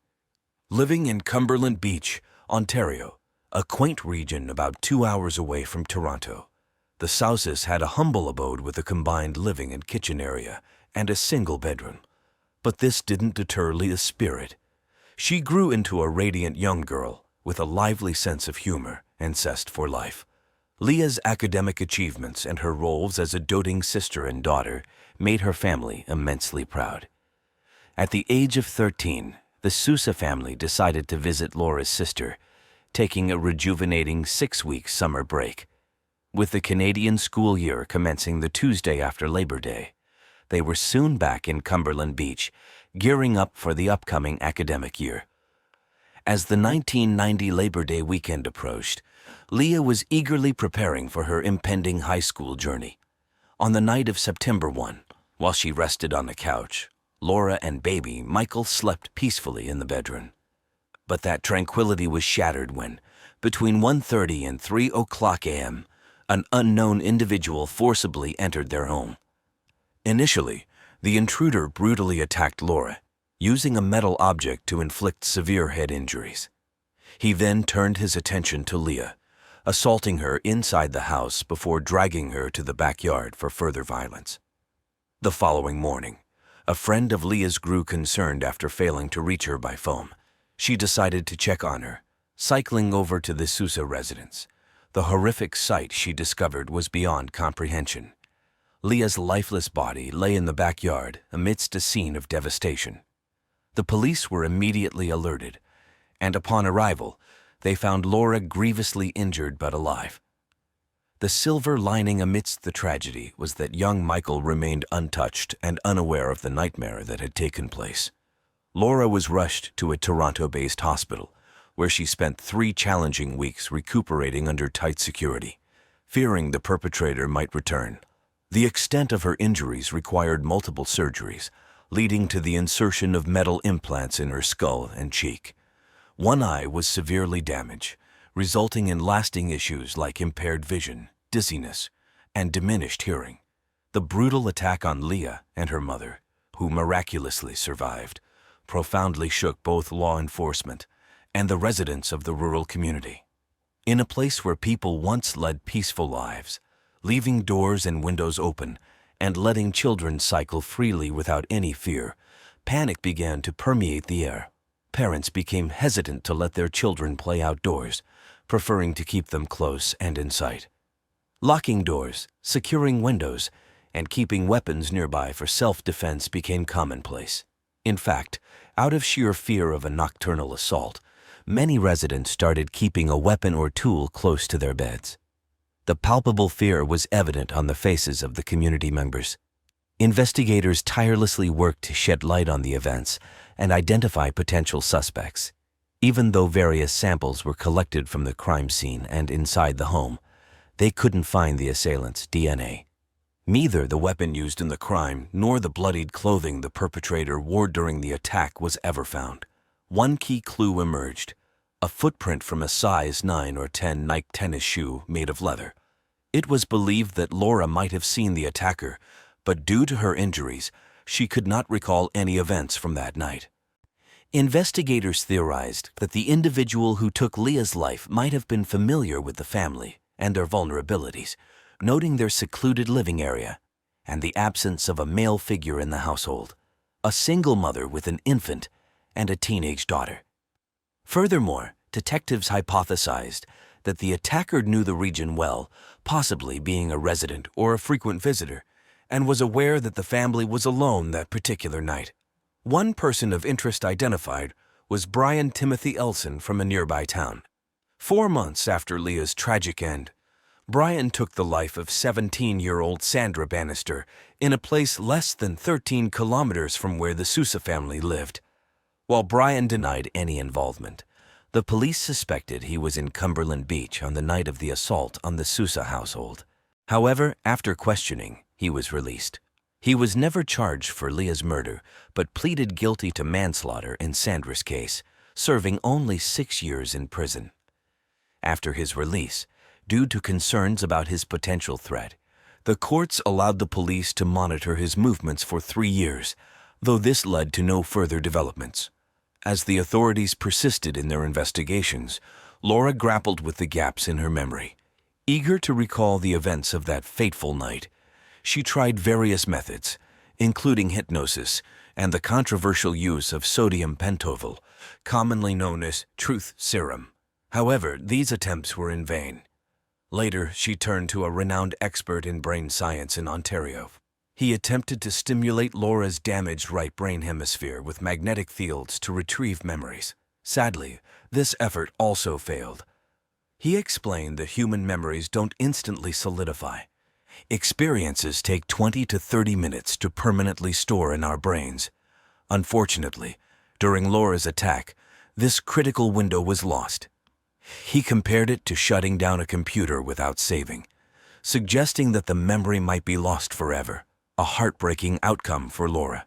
In 2008, Ontario Provincial Police launched a billboard campaign along the highway near the Susa residence, seeking new leads on Leah's case. This initiative yielded some promising testimonials. That same year, an intriguing tip led to an extensive search for the murder weapon on a wooded property in Cumberland Beach. However, the search came up empty, and Leah's case remained unresolved. In 2010, marking the 20th anniversary of the crime, the news program ran a feature on Leah's case. During their investigation, they found out that Brian's grandmother, a person of significant interest in the case due to her association with another similar attack, lived on the same street as the Susa at the time of the incident. Brian was reportedly staying with her during that period. When a reporter located Brian at his home and questioned him about the assault leading to Leah's death, he denied any involvement. He claimed he was at a party in another town that night, where 60 witnesses could confirm his alibi. Over the decades since the murder, more than 1,500 people have been interviewed by the police. The quest for answers in Leah's tragic case continues. On one occasion, Laura spoke to the media, expressing her growing concerns that the case might never be solved. However, she maintained hope that one day she would come to know what transpired and why. The grieving mother pleaded with the community not to forget her daughter. Even though she couldn't remember the events of that fateful night, the haunting memories continued to torment her, and she wasn't the only one scared by the tragic events of the summer night in 1990. Officers who investigated Leah's case, along with the journalists who covered it, acknowledged the horror that continued to grip them. By 2020, an investigator of the Ontario Provincial Police, the last in a series of investigators who had been on the case since Labor Day 1990, described the brutality as off the charts. He stated that both mother and daughter, deep in sleep, stood no chance against the attacker as they were ambushed and severely beaten. At that point, he revealed that the police believed a pipe or an iron wrench might have been the weapon used by the assailant. Yet they held back further investigative details to avoid jeopardizing the case. Regrettably, as the years since Leah's assault and the severe injuries inflicted on her mother, Laura, passed, the mystery of that night remained unsolved. More than 2 decades after the incident, the police reiterated that there were individuals who had information about the events and could potentially help solve the case. Despite a reward offer of $50,000 for information leading to the arrest and conviction of the perpetrator, that crucial piece of evidence never materialized. Still, they encouraged anyone who believed they had even the slightest information to come forward. Jim Van Allen, a criminal profiler with the Ontario Provincial Police, had studied around 850 fatal assaults before retiring in 2010. He dedicated significant years of his career trying to understand the motives behind heinous crimes and how to prevent them. When discussing Leah's case, he stated that while all violent deaths are tragic, some, like Leah's, are unforgettable. To Jim, the crime scene, which looked like a dollhouse in a tidy 60-square-meter space without a basement, suggested that the attack was personal and intimate. Given that the family had only recently moved in and only locals knew they were home, he surmised that the aggressor was local and likely acted alone. In Jim's analysis, the intruder, equipped with a metal tool to break a window pane, likely had a sinister plan for the night. The level of violence exhibited indicated the act wasn't just a random outburst, but rather a manifestation of deep-seated sadism. Jim hypothesized that the assailant, already predisposed to violence, might have been at a personal breaking point, possibly under the influence and driven by a lifetime of resentments. He pondered if the man had a recent argument or felt particularly humiliated that day, suggesting past humiliations could have acted as a trigger for his rage. The profiler believed that the attacker might have known Laura and been interested in her. However, as a single mother, she would have been out of his league, like many other women. Jim's analysis suggested that while the intruder was likely known in the community, he wasn't particularly well-liked, leading women to instinctively fear him. From Jim's assessment, while criminals typically flee their localities after committing heinous acts, he felt Leah's assailant might have remained nearby. Perhaps he cleaned his stained clothes and discarded the metallic instrument. The attacker's potential financial constraints and limited resources might have dictated this choice. Though not exceptionally astute, the culprit had the cunning to remain silent. In Jim's professional estimation, this person showed no regret for Leah's untimely death and likely felt indifferent about Laura's fortunate survival. But all these speculations and years of persistent investigation couldn't bring them any closer to the elusive perpetrator. In a twist in 2014, Barry Rule, an ex-officer of the Ontario Provincial Police with 3 decades of service, unveiled a book named A Viable Suspect: Multiple Murders and the Limits of a Police Force in Canada's Most Noted Unsolved Mystery. Barry's narrative raised suspicions about a serial criminal, dubbed Larry Towlett in his writings, connecting him to Leah's demise and other similar incidents in southwest Ontario. A personal encounter with this man named Larry in 1971 was recounted by Barry, wherein Larry trespassed and assaulted his fiancée. This attack was thwarted by Barry, who noticed the intruder's method of entry. Breaking a rear window resembled the approach at the Susa residence. Larry, known as a traveling salesman in southwest Ontario, had his vehicle inspected, revealing a rape kit. Yet, regardless of Barry's insights into recurring patterns, Larry escaped intense scrutiny and passed away without ever being a legally recognized suspect. Even as Barry's book garnered attention, it didn't decisively resolve the cases hinting at Larry's involvement. Commemorating the 25th year of Leah's tragic end in 2015, Laura echoed sentiments of profound sorrow and exasperation, mourning the stolen potential of Leah's life. Investigators, over the years, left no stone unturned, pursuing leads, deploying multimedia investigations, revisiting evidence, and meticulously studying the comprehensive case files, among the most voluminous in police records. With the belief that someone local held the key to unlocking Leah's murder mystery, the police broadcasted a plea for information, spotlighting a $50,000 reward. Leah's mother lamented that even after years, she couldn't recollect the events of that devastating night. The knowledge that clues about the identity of the assailant responsible for Leah's tragic end were locked away in her memory was tormenting. Driving past the house became a somber task for many in the community. Paul Peavin spoke about the profound impact this incident had on their lives. Even though he never knew Leah personally, the chilling details of her fate left him and his peers deeply shaken. Parents became overly cautious, restricting their children's outdoor activities. In a time without the rapid information spread of social media, whispers of fear propagated through the community. A new detective took over the case in 2019, and he has been diligently collaborating with experts from similar past cases.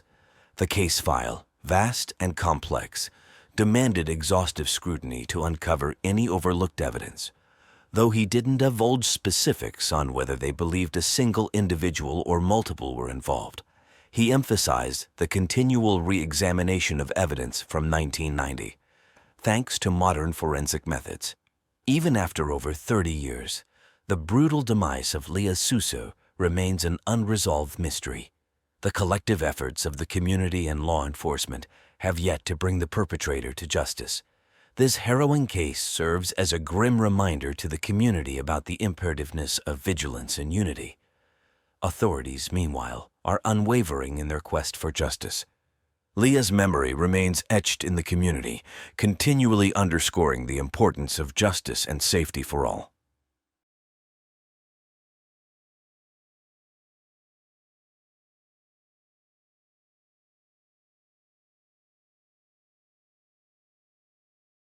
Born on April 8, 1974, in the heart of Odessa, Texas, Christopher Kyle grew up as the oldest child in a family deeply rooted in Catholic values and a love for rural life.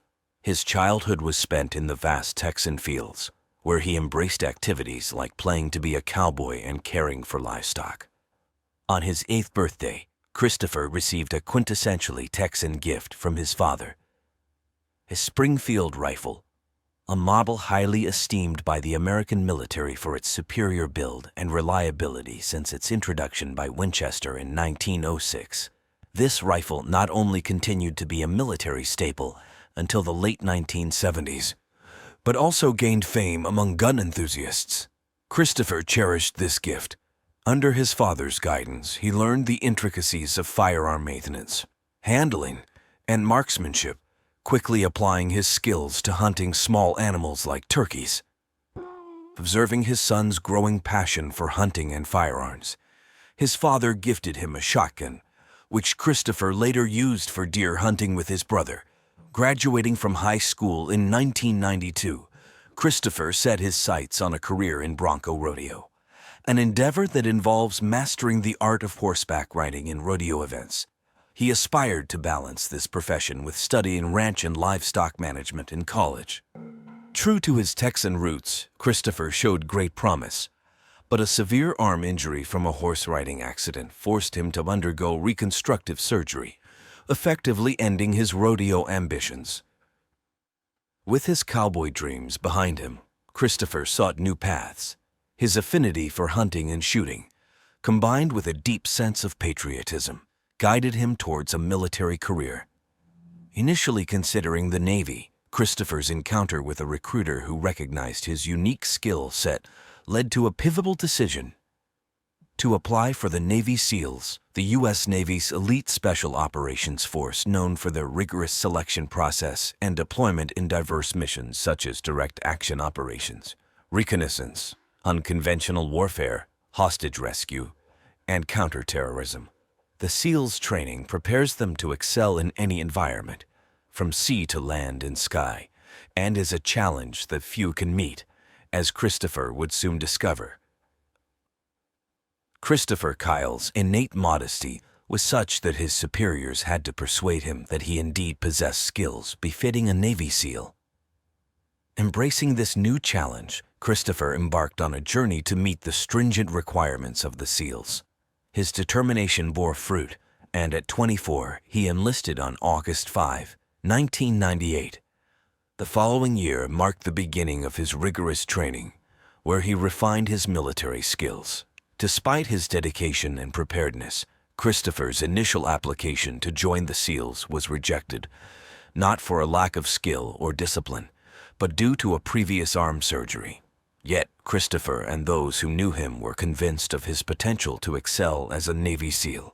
Recognizing his unique abilities, he was invited the next year to undertake a demanding 24-week course named Basic Underwater Demolition, Sea, Air, Land Training at Coronado, California. In March 2001, he successfully completed this specialized training, earning his place in Class 233 as a Special Operations Soldier at the Coronado base. That year, Christopher's personal life flourished alongside his professional achievements. He met Taya, a woman whose striking black hair and intense gaze immediately captivated him. Their connection was instant, leading to a marriage in 2002, with Taya adopting the surname Kyle. Together, they would go on to have 2 children. At this point, Christopher's life was thriving both personally and professionally, having achieved his dream of becoming a Navy SEAL. Fueled by his unwithering patriotism, he aspired to contribute further to his country by participating in the Navy SEALs' most challenging operations, reserved for the highest-ranking and most skilled soldiers. Christopher's aspirations materialized when, after completing his training, his team was chosen as one of the first to be deployed in a significant and tumultuous conflict, the initial U.S. invasion of Iraq, which eventually escalated into the Iraq War. The call to action for his platoon came at the start of 2003. On this battleground, Christopher would carve his place in history, showcasing his exceptional abilities and determination, earning the admiration of his peers, superiors, and ultimately, recognition as an American hero for his contributions and bravery in a challenging and pivotal period. Throughout his military training, Christopher dedicated himself to mastering a variety of military rifles, learning the intricacies of each to determine. Christopher held a particular fondness for the Winchester Magnum sniper rifle, stating it was the only one he valued as highly as the Springfield his father had gifted him. His exceptional marksmanship, honed through years of amateur hunting, led to his role as a support sniper in his platoon, responsible for reconnaissance and troop deployment. In this crucial position, he was entrusted with the safety and lives of many. During the U.S. invasion of Iraq, Christopher's unit was among the first to arrive at the onset of Operation Iraqi Freedom in March 2003. By the end of the month, they had established their position in a small town near Nasiriyah. As they awaited Marine reinforcements, Christopher and his fellow soldiers maintained vigilance from a building's vantage point, while most local residents remained indoors, observing the American soldiers cautiously. A woman with several children approached the soldiers on the street. Suddenly, she reached into her bag, pulling out a yellowish object, seemingly ignoring the children. "It's a grenade. Shoot," commanded Christopher's superior from their lookout. Hesitant at first, Christopher complied with the repeated order and fired twice. This harrowing moment marked the first time he had to make such a grave decision, taking a life that was neither that of a combatant nor a man, profoundly impacting his perspective on the realities of war. In time, Christopher documented his military experiences, particularly grappling with the deep-seated animosity towards the enemy that developed from that first encounter and intensified throughout his tours in Iraq. "I deeply despise the malevolence that woman harbored.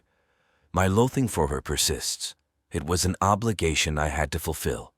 I harbored no regret. My actions safeguarded numerous American lives, which undoubtedly held greater value than hers," he expressed in his writings, reflecting on the complexities and moral dilemmas faced in the line of duty. In the wake of his initial exposure to war, Christopher consistently established himself as a proficient and dependable sniper. His acts of valor in various operations were widely talked about among his fellow soldiers, and his reputation for bravery began to gain recognition among higher-ranking officers. After his initial mission, Christopher returned 3 additional times to Iraq, each time playing a vital role in his platoon and successfully completing numerous missions. His repeated deployments were notable, especially considering the challenging nature of his first experience in combat. Unlike many who were reluctant to return to the battlefield, Christopher went back several times, driven not by a fondness for war, but by his deep love and sense of duty towards his country. This commitment was particularly poignant considering the still fresh memories of the September 11 attacks. Among the many feats in his career, one particular instance stood out where Christopher accomplished what was arguably one of the most remarkable sniper shots recorded in military history. During a mission in Baghdad, he and his team managed to locate and eliminate a hostile target who had been attacking and evading their platoon. The extraordinary aspect of this shot was its distance, approximately 2 kilometers away, a testament to his exceptional ability. In line with military protocol, after each combat mission, Christopher was required to submit detailed reports of his actions and the outcomes, including the enemy casualties he was responsible for. These reports, however, only accounted for confirmed kills, as verification required corroboration by another soldier. Despite this, the unconfirmed kills were not insignificant in number. From an official standpoint, the Pentagon acknowledged over 150 enemy deaths in Christopher's military record. Nevertheless, Christopher himself estimated that the actual number of fatalities he caused ranged between 250 and 300, spanning the 4 deployments in Iraq from 2003 to 2009. I have been credited by the Navy for more sniper kills than any other American service member, past or present. The actual count varies. One day it's 160. Another day it might be more or less. The true figure, that's something you might need to ask the Navy for, and they might just tell you on a good day. Christopher reflected on his service record. The Pentagon and the military, as Christopher often pointed out, were typically reticent about divulging the full details of the events in Iraq.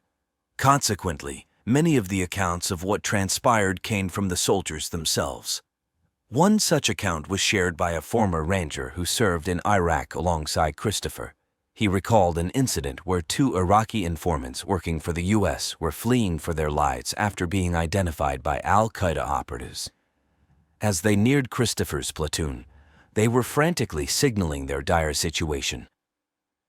Contrary to expectations of an impending firefight, Christopher, assessing the situation, scaled a palm tree with his rifle. From this vantage point, he precisely eliminated 2 al-Qaeda members with just 2 shots, causing the others to retreat, unsure of the origin of the deadly fire. Such incidents underscored Christopher's extraordinary marksmanship and the trust his comrades placed in him. Christopher often reminisced about another remarkable incident involving 2 Iraqi insurgents fleeing on a motorcycle. Displaying his exceptional skills, he calmly aimed and neutralized both with a single bullet from a considerable distance. This feat, while seemingly straightforward to those familiar with action movies or video games, is incredibly rare and demonstrates a profound understanding of both firearms and marksmanship. However, Christopher's experiences in Iraq were not without their share of trauma. On one occasion, while setting up an American guard post at the top of a building, they came under enemy fire from multiple directions. In the ensuing chaos, one of Christopher's teammates, operating an M60 machine gun, returned fire indiscriminately. Hostile shots struck the machine gun, causing it to malfunction and explode, sending shrapnel flying. This shrapnel severely injured Ryan, a fellow platoon member and close comrade of Christopher's, resulting in disfigurement and the loss of his eyesight. Despite surviving this incident and receiving commendations for his service, Ryan tragically passed away due to complications from subsequent reconstructive surgery. Following this harrowing event, Christopher and his platoon were forced to retreat to a nearby U.S. military outpost. Later, with reinforcements and armored infantry tanks, they returned to the original site. Upon their arrival, they were immediately met with a barrage of enemy fire. Christopher and a group of soldiers sought refuge in a nearby building, taking cover at the base of a staircase. Among them was Mark, a young soldier on his first deployment in Iraq, under Christopher's command.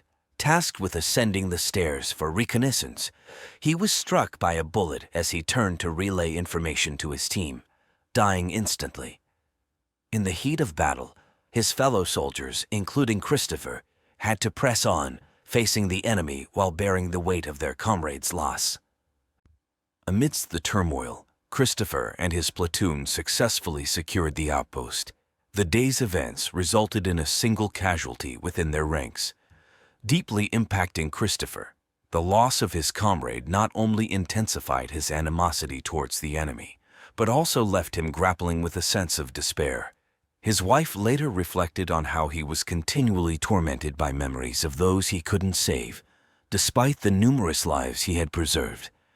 These harrowing experiences from the battlefield lingered with him, disturbing his sleep and mental peace for years to come. During his service, Christopher's reputation as a soldier of extraordinary capability flourished. His peers and superiors dubbed him the Legend or the Terminator, recognizing his unparalleled skill and effectiveness. Nevertheless, all chapters must close, and in 2009, Christopher made the decision to retire, stepping away from his role as a sniper. His decision was met with respect from the U.S. military, which honored him with an honorable discharge and multiple commendations, including 4 Bronze Stars and 2 Silver Stars for valor. Christopher's decision to retire stemmed from a desire to preserve his marriage and find peace with his family. Back home, he took on a new role as the president of a private company offering tactical and military training to both the U.S. military and other law enforcement agencies. In 2012, he seized the opportunity to share his journey as a Marine and Navy SEAL by penning his own book. The publication, titled American Sniper, resonated with the public's growing interest in the personal stories and challenges faced by military personnel. His autobiography quickly garnered widespread attention, elevating Christopher to the status of a national hero and a survivor of war's infernal trials. His media appearances, discussing his book and experiences, catapulted him to fame, with the book's sales skyrocketing, remaining on the New York Times bestseller list for 37 consecutive weeks. In one of his television interviews, Christopher revealed that at one point, every sniper casualty in Iraq was attributed to him, leading Iraqi insurgents to place a $20,000 bounty on his head. Despite the accolades and recognition, his story did not have a fairy tale ending. Suffering from post-traumatic stress disorder, Christopher battled the invisible scars left by the war. He was haunted by insomnia and vivid nightmares, often feeling like he was being pursued by an unseen enemy. His commitment to helping fellow veterans led him to collaborate with a nonprofit organization, launching the Heroes Project. This initiative focused on providing comprehensive support to veterans, including gym facilities, personalized training programs, therapy, and assistance for those with combat-related disabilities and trauma. Unfortunately, it was his dedication to this cause that ultimately led to his tragic and untimely demise. Towards the end of 2013, Christopher was approached for assistance by a woman named whose younger daughter was a schoolmate of his children. She was familiar with Christopher's military background and his commitment to helping fellow veterans. She expressed concern about her son, Eddie Ray Routh, a 25-year-old Iraq war veteran battling post-traumatic stress disorder. Eddie's struggles were compounded by a schizophrenia diagnosis and frequent admissions to psychiatric facilities over the past 2 years. He had even expressed to his mother auditory hallucinations and suicidal thoughts. Eddie, born in September 1987, had harbored ambitions of joining the Marine Corps since his teenage years, a dream he realized after high school graduation. His deployment to Iraq in September 2007 placed him near Baghdad, where he served as a prison guard and weapons repairman for 6 months. He later participated in a humanitarian mission in Haiti in January 2010, before receiving an honorable discharge from the military the following year. Upon hearing Eddie's plight, Christopher reassured his mother, promising to engage her son in a calming activity and have a talk with him. Unbeknownst to his mother, Christopher's plan involved taking Eddie to a shooting range, an approach that had previously shown positive results with other veterans suffering from trauma. Yet, this choice of therapy would prove perilous with Eddie. On the fateful afternoon of February 2, 2013, Christopher, accompanied by a fellow former SEAL and close friend, 35-year-old Chad Littlefield, drove to Eddie's residence in his truck. Eddie joined them in the truck, exhibiting signs of unrest during the drive. Despite their apprehension, the two men continued to the Rough Creek Ranch shooting range in Texas. En route, Christopher texted Chad about Eddie's erratic behavior, prompting Chad to request vigilance for any potential threat. As they prepared for shooting at the range, Christopher and Chad, with their backs turned and unaware of the impending danger, were suddenly ambushed by Eddie. Seizing 2 pistols from the trunk of the truck, Eddie ruthlessly opened fire. Following the attack, Eddie took the keys to Christopher's truck and nonchalantly proceeded to buy burritos at a nearby Taco Bell. He then visited his sister's house, eerily admitting to driving a vehicle belonging to a deceased individual and recounting the events with a detached demeanor. Shocked and uncertain, his sister contacted the authorities, reporting the possibility of a delusional episode given Eddie's mental state. The events that unfolded were not a figment of imagination, but a stark and tragic reality. Chad Littlefield had been struck by 7 bullets, 4 of which were instantly fatal. One shot, located at the upper part of his head, indicated that Eddie had come dangerously close before firing, with the final shot likely delivered as Littlefield lay on the ground. Christopher Kyle suffered 6 gunshot wounds at close range, including a deadly one that penetrated his aorta, leading to immediate death. This heart-wrenching incident brought an abrupt and tragic end to the life of a hero who had dedicated himself to aiding fellow veterans in their post-war lives and had sought a tranquil existence with his family after his own turbulent experiences in combat. Before law enforcement could reach Eddie's sister's home to apprehend him, he had already departed, eventually heading to his own residence. There, local police intercepted and arrested him. During the arrest, Eddie was raving incoherently about apocalyptic themes, leading to his charge for capital murder. In the face of national shock and outrage, his bail was set at $3 million. The trial commenced in February 2015. During the trial, Eddie's defense team argued that he was in a state of insanity at the time of the murders.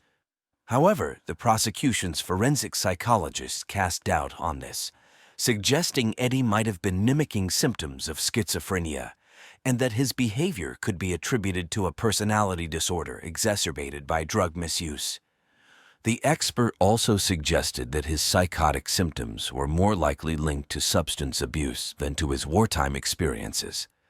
As a result, on February 24, 2015, following a 2-week trial, Eddie was convicted for the murders of Christopher Kyle and Chad Littlefield, receiving a life sentence without the possibility of parole. When queried about his motives for the killings, Eddie chillingly responded that he had acted because the victims were communicating with him. In 2015, Christopher Kyle's life and legacy were further immortalized through a film directed by Clint Eastwood. Based on his autobiography, American Sniper, the film incorporated fictional elements for dramatic effect. This cinematic portrayal brought renewed attention to his remarkable story. In honor of his memory and service, Texas established February 2nd as Chris Kyle Day, a tribute to the American hero.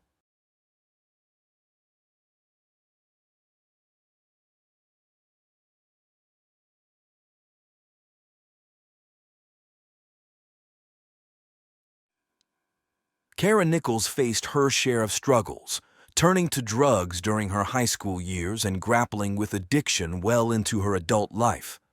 She started working as an escort at 17, but didn't give up on her dreams and sought a modeling career as she grew older. On October 9th, Kara mentioned to her roommates that she was off to Denver for a modeling gig and then vanished, sparking a trail of leads that ultimately led nowhere. For a time, the police even had an unidentified woman in their sights as a possible link to the disappearance. Over the years, there were supposed sightings of Kara, but none held up under scrutiny. However, the breakthrough in this perplexing case would come from the most unexpected source. Kara Nichols was born on May 20, 1993. Her dad, Paul Nichols, was a businessman. Her mom, Julia Nichols, kept her job out of the public eye. Though there's no official record, it seems Kara was born and raised in Chicago, Illinois. She had an older brother named Terrence, who everyone called Terry, and a younger sister whose name has been kept private. Kara was the middle child, and her parents saw her as the heart of their family. But that wasn't the only reason everyone gravitated toward her. She had this unique charm and personality that made people love being around her. Kara was outgoing, full of life, and super creative. She had a magnetic and sweet nature, making her someone you just couldn't help but like. Even her teachers were fond of her. One of them felt lucky to have taught her, noting Kara's incredible potential from a young age. Growing up, Kara was a happy kid, but adolescence brought its challenges. At 13, she got caught shoplifting and had to do community service. During her sophomore year in high school, she struggled with severe depression after the family dog died. Despite her parents' efforts to get her counseling, Kara resisted and even refused medication. The exact cause of her emotional struggle remains unclear, whether it was due to lack of professional support or some unspoken traumatic event. During this tough time, Kara began using illegal substances, eventually turning to hard drugs like heroin, which led to more problems. She started high school in Colorado Springs, where she lived with her brother Terry. But due to her addiction issues, she transferred to a more alternative school where she could graduate at her own pace. From a young age, Kara was drawn to the fashion world, especially modeling and makeup. After high school, she was determined to chase her dreams, despite her battles with substance abuse. Before she turned 19, Kara was working as a waitress while pursuing modeling, mainly in lingerie. She also thought about enrolling in cosmetology school to further her passion. Without prior connections in the modeling world, Kara uploaded her photo portfolio to a social network-like platform for photographers and models. On her profile, Kara described herself as responsible and passionate about modeling. She was new to the scene but took her work very seriously. Her mother, Julia, said modeling was like an escape for Kara, almost as if she took on another identity while doing it. In 2012, around her 19th birthday, Kara faced a setback.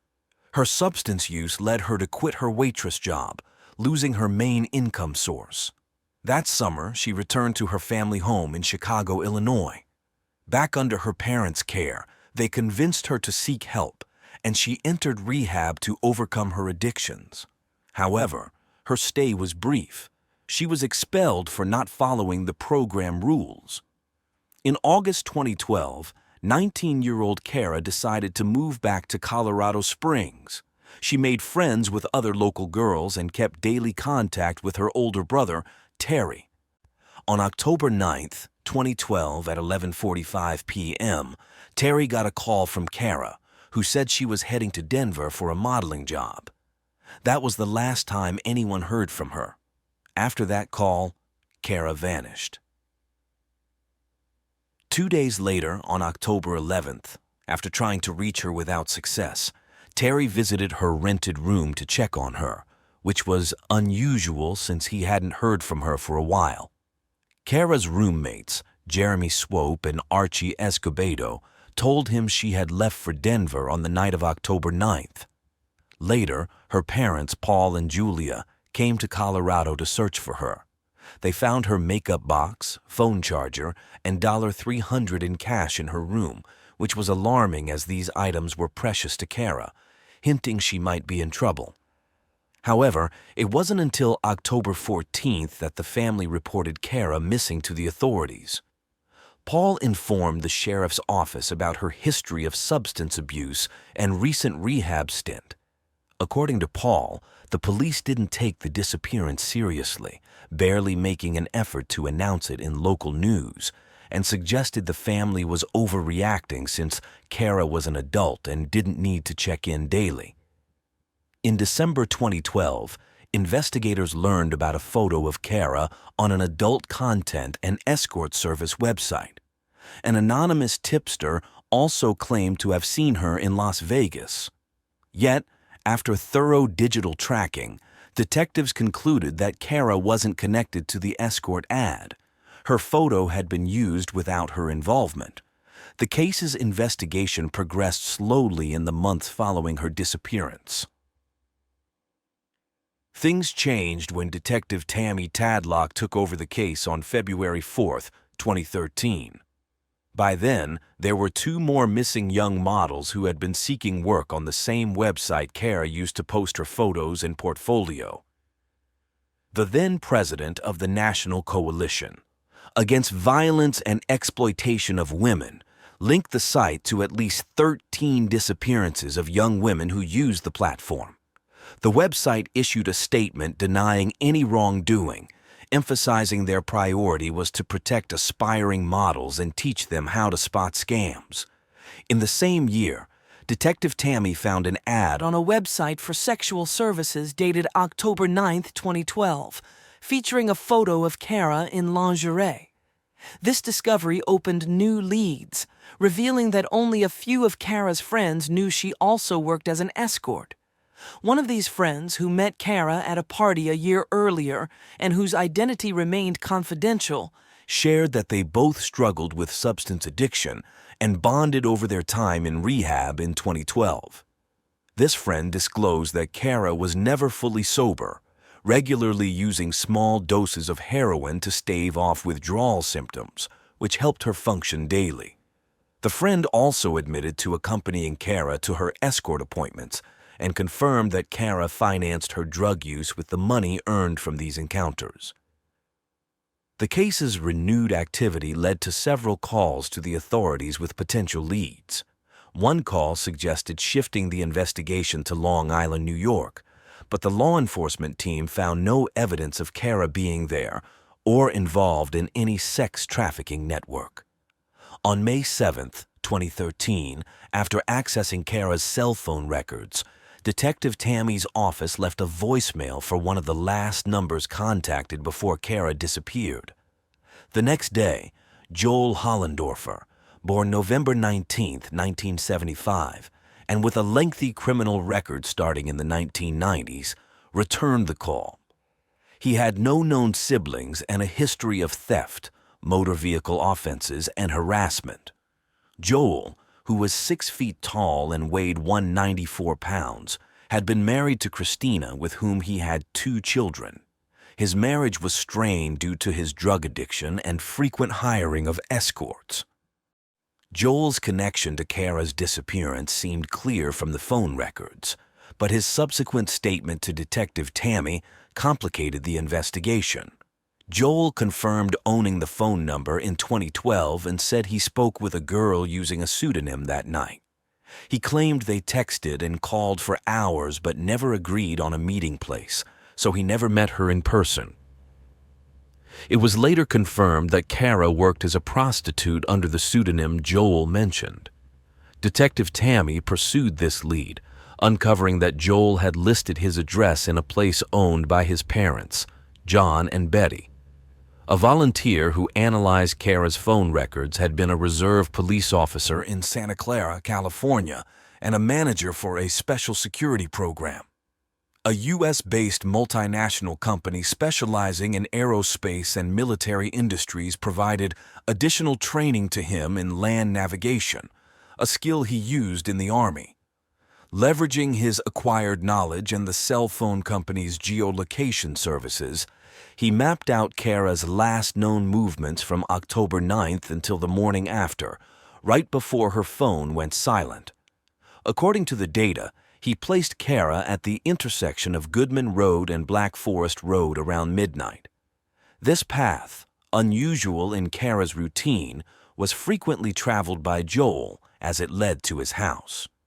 Meanwhile, Detective Tammy discovered that, on the day she disappeared, Kara spent time in her room with 2 brunette girls.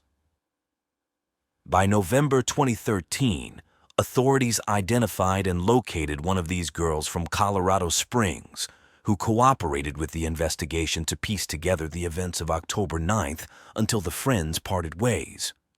However, the second girl, who reportedly spent more hours with Kara that day, remained untraceable by Colorado authorities. Despite significant progress in piecing together Kara's last known activities and contacts, Detective Tammy was soon replaced as the lead investigator. Her successor doubted Kara's alleged modeling job in Denver, but couldn't prove or entirely dismiss it. More leads on Kara's whereabouts surfaced, yet none pointed in the right direction, with many suspected to be false, possibly meant to disrupt the search effort. Furthermore, New posts on the escort website featuring Kara's photos appeared, some dated months after her disappearance. Police analysis confirmed Kara had no connection with these ads. For months, the police traveled across various U.S. cities and states, following the scant leads from their investigation, but to no avail. However, Detective Tammy's efforts finally bore fruit on October 2, 2014, over a year after first contacting Joel. The police obtained a search warrant for his parents' property, executed 13 days later using ground-penetrating radar. The team identified several altered ground spots. Betty, Joel's mother, guided the search, pointing out areas where they had buried horses and other animals since they bought the property in the mid-1980s. No excavations were made at these suspected animal burial sites. However, Betty suggested searching another property accessible to Joel on Green Acres Road. She contacted the owners, who allowed the authorities to search it. This second search took place on October 21st and 22, 2014. On the day of the search at the Green Acres property, police experts positioned 4 bloodhound dogs at each corner of the area. Once released, all dogs headed straight to the same spot, an area that looked recently dug up, about the size of a grave, but no human remains were found there. When the search at Green Acres started, Joel was interviewed by the police. In the recorded conversation, he confirmed speaking with Kara in October 2012, but his story changed. He admitted planning to meet her at the Waffle House, but claimed she never showed up. He also mentioned that his regular encounters with sex workers and drug addiction were the main reasons for his divorce from Christina. The detective in charge, observing Joel's reactions, explained that they had tracked Kara's movements that night using her phone's geolocation. Joel became more attentive, and the detective revealed that the last known location of Kara was just a minute away from his parents' house. Joel suggested that Kara might have followed him home to rob him, maintaining that he never met her in person. Frustrated by Joel's lack of cooperation and without new evidence, the investigation stalled for years. A breakthrough came in 2022 when Colorado Springs police located Christina Hollendorfer in Virginia. She had been reluctant to cooperate with the initial investigation, but during a meeting with the FBI, she revealed that after her father-in-law's death in 2014, Joel confessed to accidentally killing a sex worker by suffocating her during sex. According to Christina, Joel said the body was buried at his parents' property, above a horse's grave. Later, in a phone interview, Christina expressed her belief that Joel's parents, John and Betty, knew their son was responsible for Kara's disappearance and were covering for him. This testimony led to Joel's arrest. In custody, he met with the police investigators. They showed him aerial photos of his parents' property and asked him to identify the animal burial sites. When asked about a specific spot, Joel denied anything was buried there.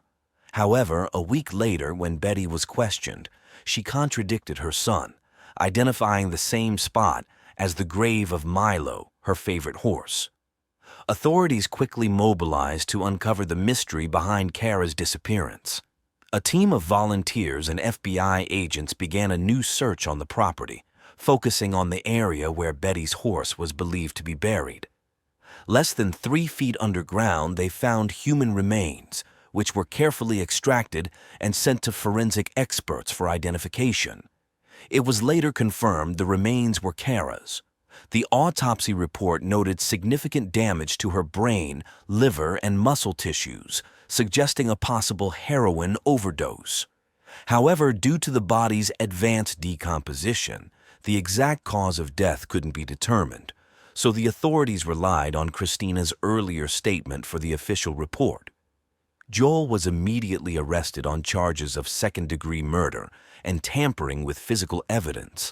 His bail was set at over $1 million. At a preliminary hearing on November 27, 2022, his defense lawyer, argued that Kara's death was an accidental result of a consensual sexual encounter involving drug use, claiming Joel hid the body out of fear without intending her death.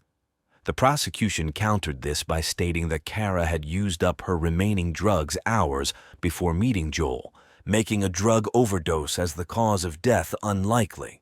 They argued that Joel had killed her. The case judge concluded there was sufficient evidence to proceed to trial, ordering Joel to remain in custody without bail.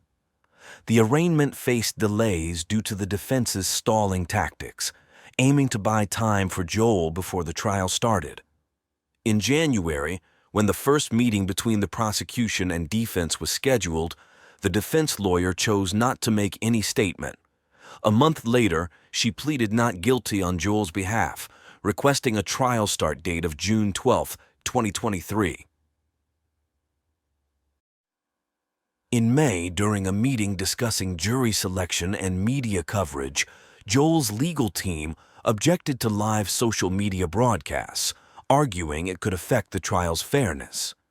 The defense also sought to dismiss the evidence tampering charge, citing the time elapsed since the incident. Finally, on June 10, 2023, over a decade after Kara's disappearance, the trial began. The prosecution made a striking start by displaying Kara's high school graduation photo, followed by images of the garbage bags where her remains were found. The prosecutor focused on Joel's actions, urging the jury not to scrutinize Kara's behavior. The defense attorney acknowledged Joel's involvement in Kara's death, but emphasized it was an accident, as per his ex-wife's statement. The trial featured 14 witnesses, including Kara's roommates, her family, her ex-boyfriend, and others who had contacted Kara for escort services, all claiming they never met her in person. Detective Tammy also testified, providing a detailed account of her investigation, followed by Christina, Joel's ex-partner. Christina delved deeper into their relationship during her testimony, especially highlighting Joel's 2014 confession. She described their marriage as unstable, marked by separations and reunions until they divorced in 2012. However, they reunited 2 years later. After Joel's father suddenly passed away, Joel took Christina in his truck to a gas station near his family's farm, where he confessed to killing Kara and mentioned he had disclosed the incident to his father, feeling he owed him an explanation after authorities searched the family property. Joel also believed he caused his father's death, attributing his heart attack to the shock of the confession.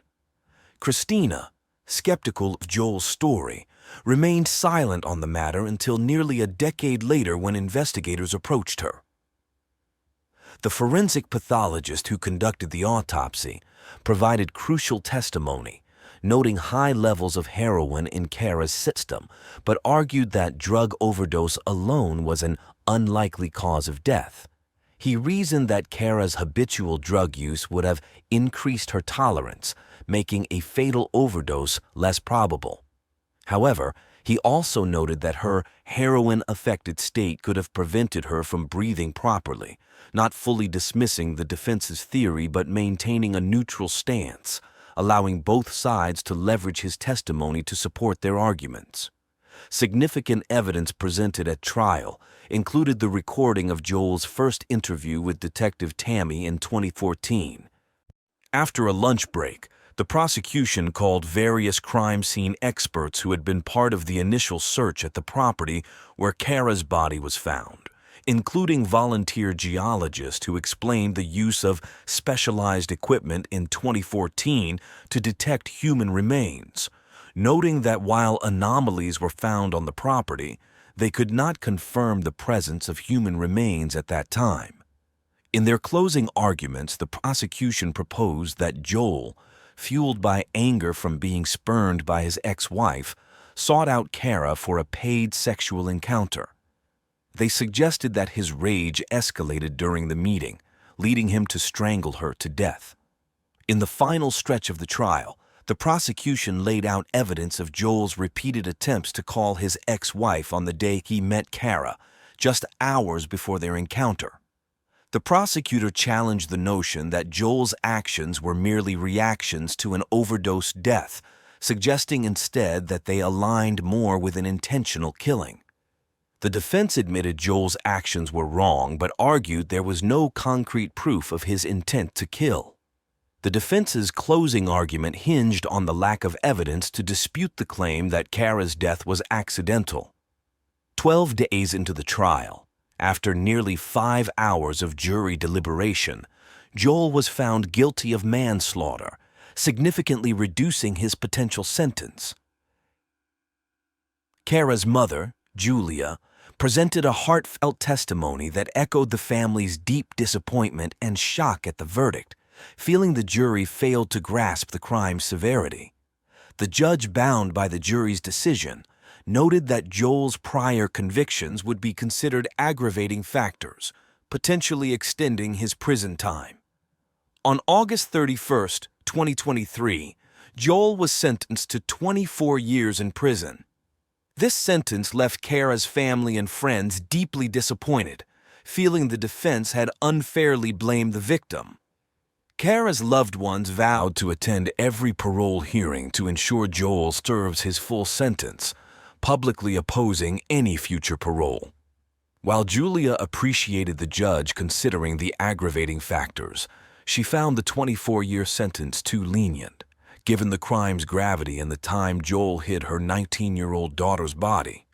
The family also criticized the media's portrayal of Kara, arguing that instead of remembering her as the vibrant and kind person she was depicted as just another sex worker and addict. They emphasized that her profession did not justify her murder and the subsequent concealment of her body, which caused immense pain to her loved ones.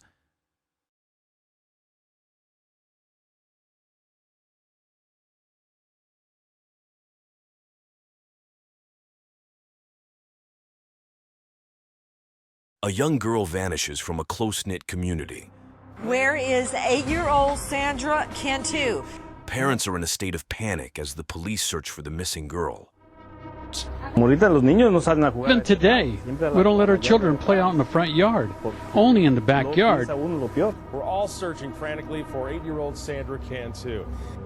Sandra Renee Cantu, born on March 8, 2001, was the daughter of Maria Chavez and Daniel Cantu, a couple of Hispanic origin. Sandra lived with her mother, grandparents, and 3 older siblings, 2 sisters aged 20 and 11, and a 15-year-old brother, in a trailer park named Orchard Estates. This park, consisting of about 100 homes, was known as a safe and family-friendly community in the city of Tracy. Sandra's father, Daniel, resided in Mexico and had limited contact with her. Tracy is a city in Northern California with a population of around 80,000 people. It is considered a suburb of the San Francisco Bay Area, with roughly 70% of its workforce employed in Silicon Valley, home to many emerging and global technology companies. Despite this, the city maintains strong agricultural roots, with crops such as tomatoes, alfalfa, and peaches. In the 1970s, Tracy had only 15,000 residents, but it grew in popularity and population as the Bay Area expanded. Sandra's family settled in this growing city. Sandra, a second grader at Melville Jacobson Elementary School, had long, light brown hair with golden highlights from spending a lot of time in the sun. She was a sweet, innocent, bright, and amiable child who loved visiting neighborhood friends, doing cartwheels and reading children's books. Her friendly nature allowed her to make friends easily, and she was always ready to help. Her favorite character was Hannah Montana. On Friday, March 27, 2009, after school, the 8-year-old visited a friend's house before returning home around 4 p.m. to check in with her family. She then went out again, saying she was going to play at another friend's house. It was common for neighborhood kids to play at each other's homes, and in the open spaces of the park, which included a basketball court and a pool. However, that evening was unusual because Sandra did not return home as expected, which was highly unusual for her. She always knew to check in with her mother by dinner time. The family grew increasingly anxious when they discovered that the friend Sandra mentioned was not home that afternoon. Sandra had never left the trailer park area before. At 7:53 p.m., the family, now very worried, called 911 to report Sandra missing. The police began their search at Sandra's home and expanded throughout the neighborhood. They collected footage from a surveillance camera near the family's residence, which showed Sandra crossing the street in front of her house. This video was broadcasted on national news channels to aid in the search. The police conducted a thorough search of the mobile home park and interviewed all residents but found no leads. The FBI joined the search over the weekend of March 28th and 29. Police dogs, rescue teams, all-terrain vehicles, and a California Highway Patrol helicopter were all involved in the intense search effort. More than 250 people from 13 different agencies participated. Divers searched a nearby lake, but found nothing. Officers went door to door in the park, questioning every resident and inspecting all vehicles. The search continued without pause. The authorities even offered a $22,000 reward for information about the case, but no traces of Sandra were found. The first suspect was a local man named Frank, who had been seen kissing Sandra on the lips 2 years earlier at the local pool when she was 6. Frank, about 60 years old, had been spotted by Sandra's grandmother in 2007, brushing her hair away and kissing her on the lips. The family had reported this incident at the time. With Sandra's disappearance, Frank was questioned by investigators. He claimed he had nothing to do with the incident and had kissed her only to be nice. The police seized some of his CDs as part of the investigation. Detectives also interviewed Sandra's father, Daniel Cantu, but he lived in Mexico and had minimal contact with his daughter, having not seen her for over a year. The tragic discovery came 10 days after Sandra's disappearance, on April 6, 2009.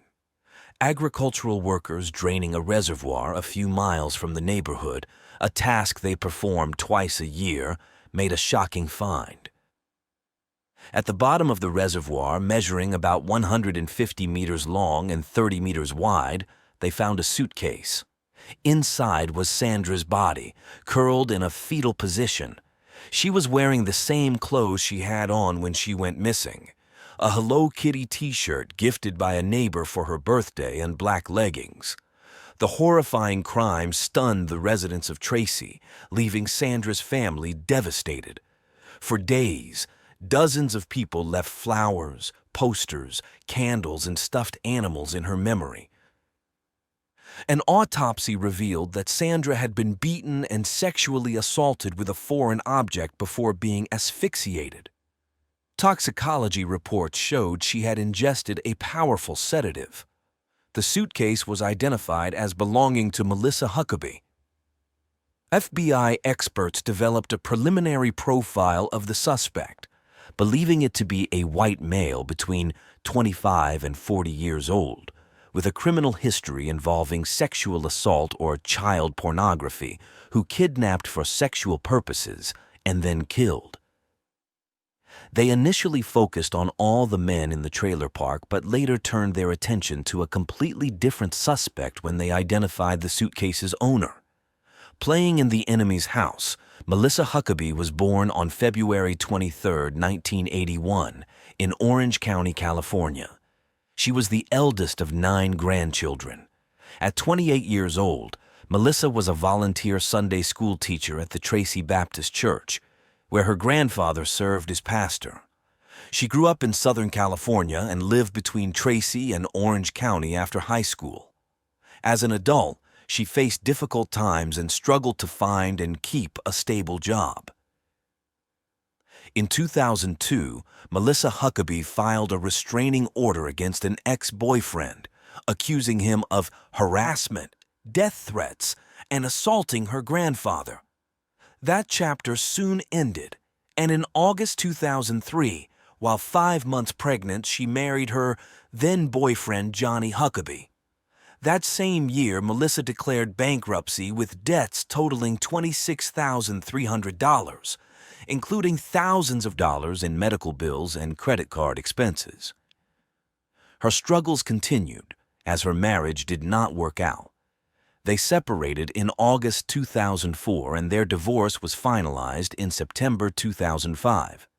Divorce documents revealed that Melissa accused Johnny of kidnapping their daughter and domestic violence, charges which Johnny vehemently denied. Despite this, Melissa gained full custody of their daughter, Madison.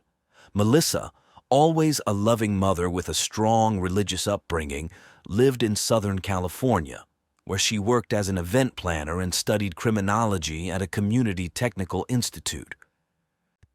She loved crime dramas, especially the popular series Law and Order. Despite her efforts, Melissa led a solitary life and had a history of mental health issues, including severe conditions such as borderline personality disorder, bipolar disorder, and schizophrenia. According to her family, she struggled to raise her daughter alone and sometimes experienced episodes of depression. Additionally, she had a history of self-harm, cutting her ankles to balance her mind. She was prescribed several potent medications, including benzodiazepines, amphetamines, and an antidepressant. Melissa also took furosemide, a diuretic used for heart problems and hypertension. In 2007, Melissa was considered a person of interest by police in connection with 2 fires in La Palma, California, about 300 miles from Tracy, but she was never charged. In June 2008, her grandparents asked Melissa to help them pack for a move to Tracy, changing her plans. She had lived in Tracy years earlier and decided to settle there again with Madison, moving into her grandparents' trailer. Sandra Cantu lived in the same neighborhood, just 5 houses away. In January 2009, a 7-year-old girl went missing for several hours in the trailer park, prompting a police report and an intense search that lasted several hours. Melissa eventually brought the girl home, but according to the family, the child appeared drugged. She could barely speak and cried incessantly, unable to stand or walk without assistance, collapsing each time she tried.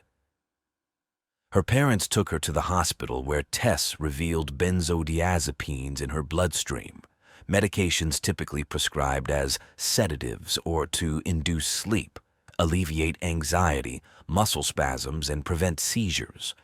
The family feared the girl had been sexually abused, but medical examinations showed no evidence of this.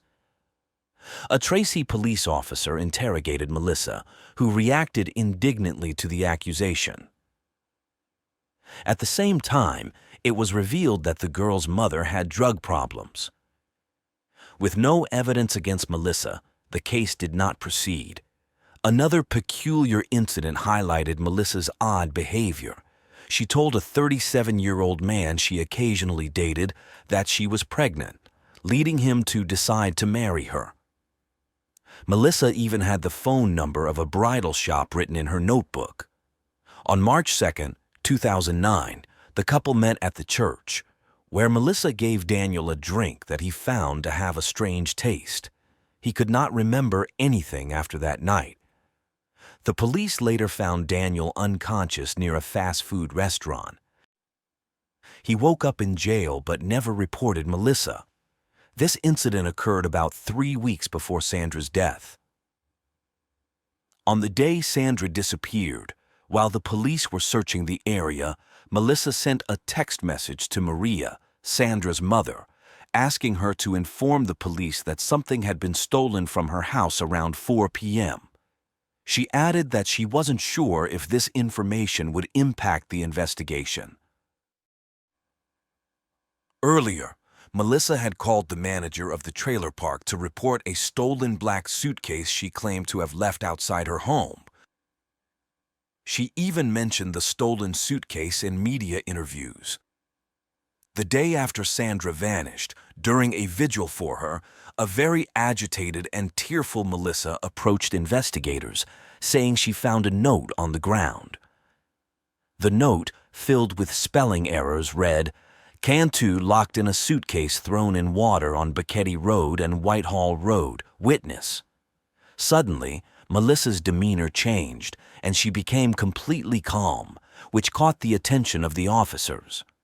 At the time of Sandra's death, Melissa was on probation for a 2006 theft in Los Angeles, but she had no record of violent behavior.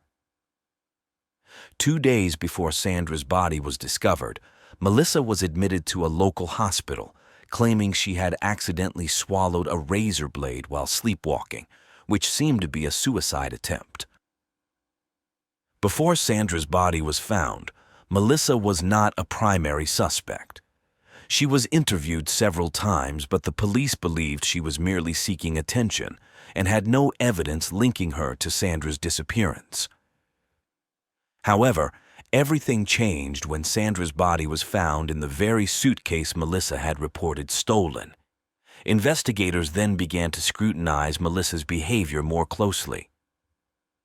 Another crucial clue emerged when a retired Marine and his wife informed the police that they had seen Melissa in her SUV at the irrigation pond on their property at Bucketty and Whitehall Streets between 5:30 and 6 p.m. on March 27th. The couple recognized Melissa from television and noted that she appeared distracted and in a hurry when they saw her. Melissa had told them she stopped there because she needed to urinate. The police quickly continued reviewing the surveillance footage from the camera outside Sandra's house and observed that the girl was walking towards Melissa's house at 3:54 p.m. on March 27th. The camera also captured Melissa's SUV driving in the opposite direction 8 minutes later. Soon after, Melissa called the neighborhood manager to report a stolen suitcase. Around 5:30 p.m., a surveillance camera in the church parking lot recorded Melissa driving towards the irrigation pond, and half an hour later, she was seen returning. New evidence surfaced at the church when FBI agents conducted a thorough search and found a metal rolling pin in the kitchen with a blood stain and a bent handle. DNA analysis confirmed the blood matched Sandra's. They also discovered that the cord used to close the suitcase was the same type missing from the blinds in the Sunday school classroom. Investigators interviewed Melissa's grandfather and collected several items from the family home.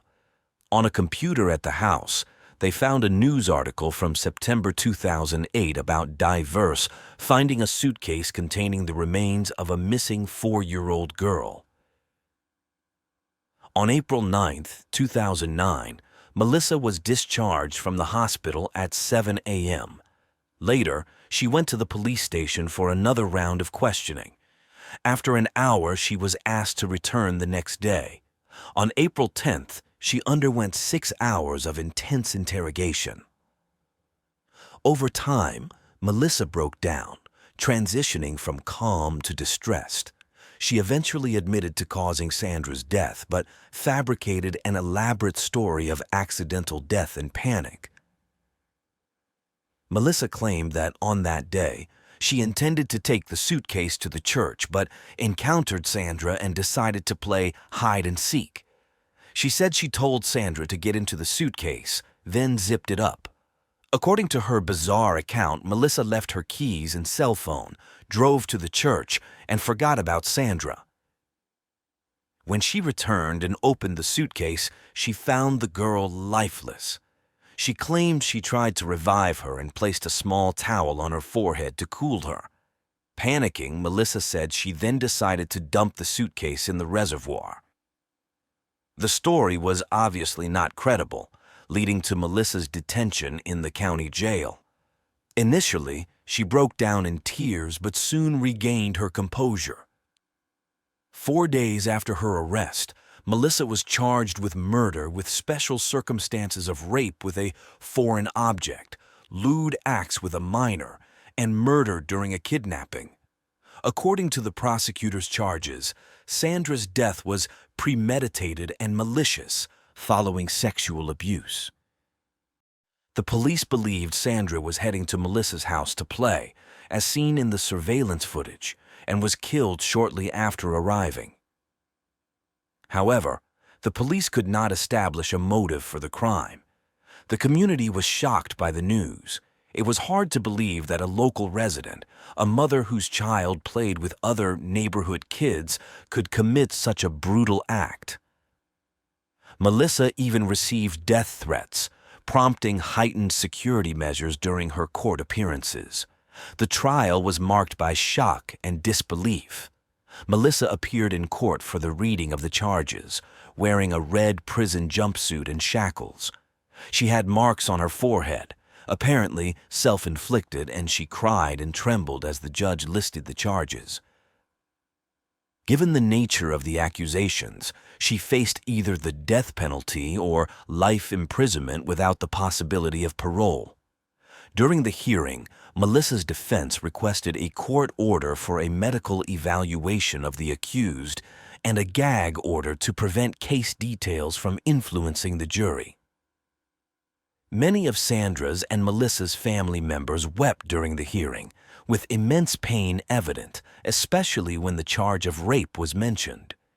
Melissa reacted strongly, closing her eyes and stifling a sob.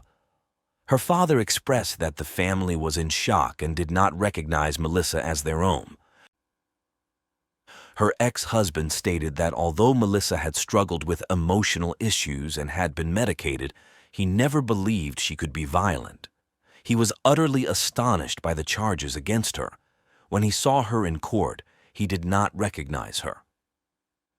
Johnia had no further contact with Melissa or their daughter and sought custody after Melissa's incarceration. He remarried and had other children. Following the charges, there were at least 3 hearings in which Melissa refused to plead guilty or not guilty, delaying the judicial process. Finally, in June, she pleaded not guilty. In August, the district attorney added more charges related to drugging a 7-year-old girl in 2007 and her ex-boyfriend Daniel in March 2009.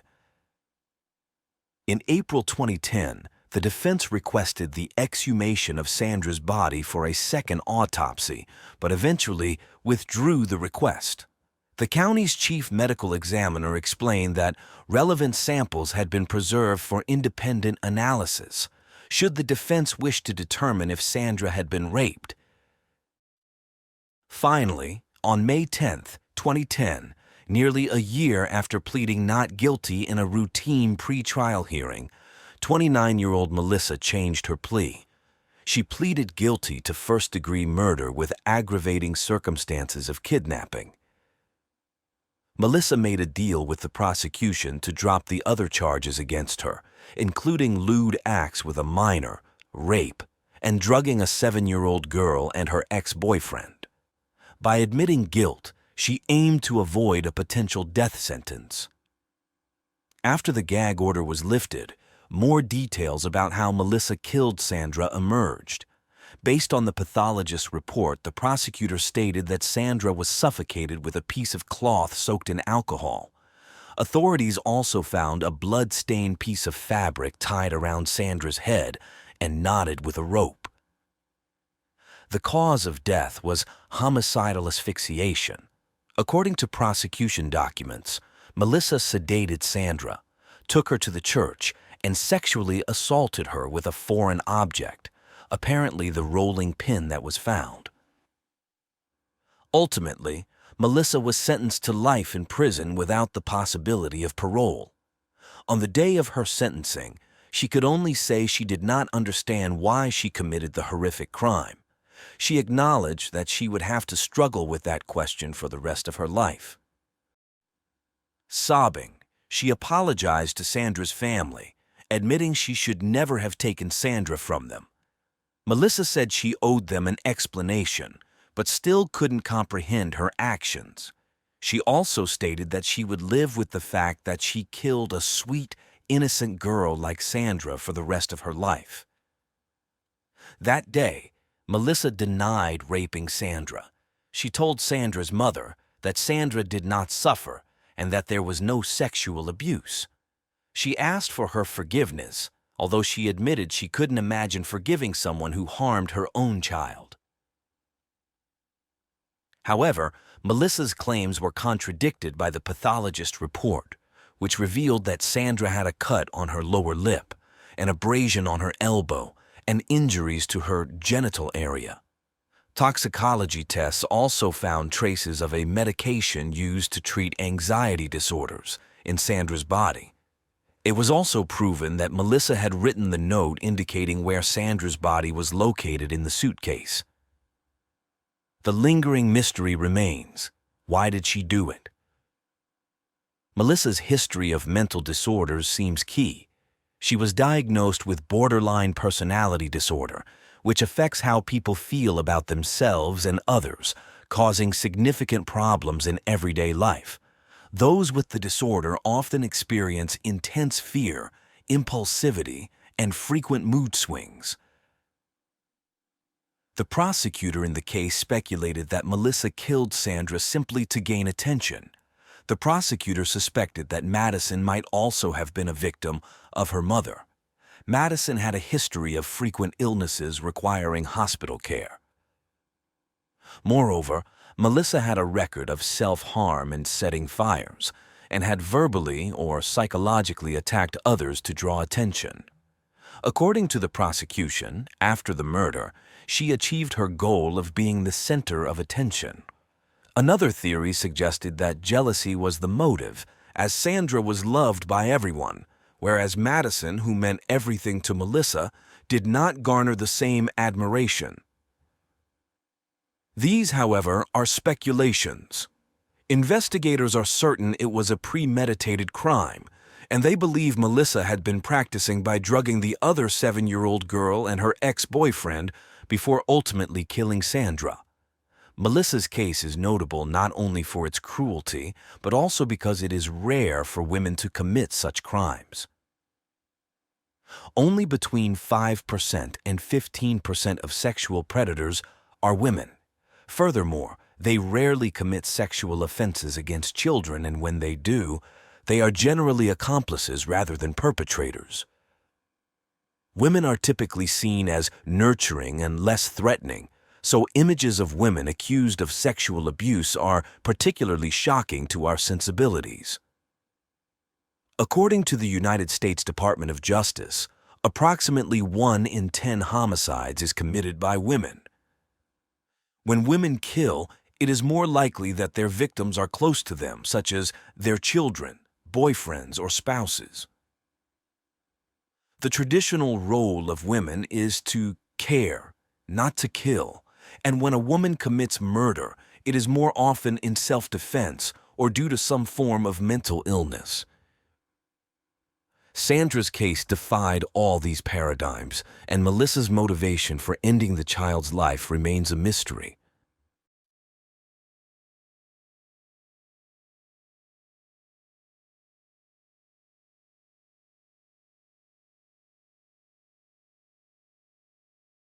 On a quiet October afternoon in 2005, a tragic accident shattered the lives of everyone involved. 14-month-old Kyle Lazarkick was found unresponsive in his home, his tiny body marked with mysterious injuries. The young nanny, Ada Quadros, frantically dialed 911, but what happened next would change her life forever. As paramedics raced to the scene, the grim reality of Kyle's condition became evident.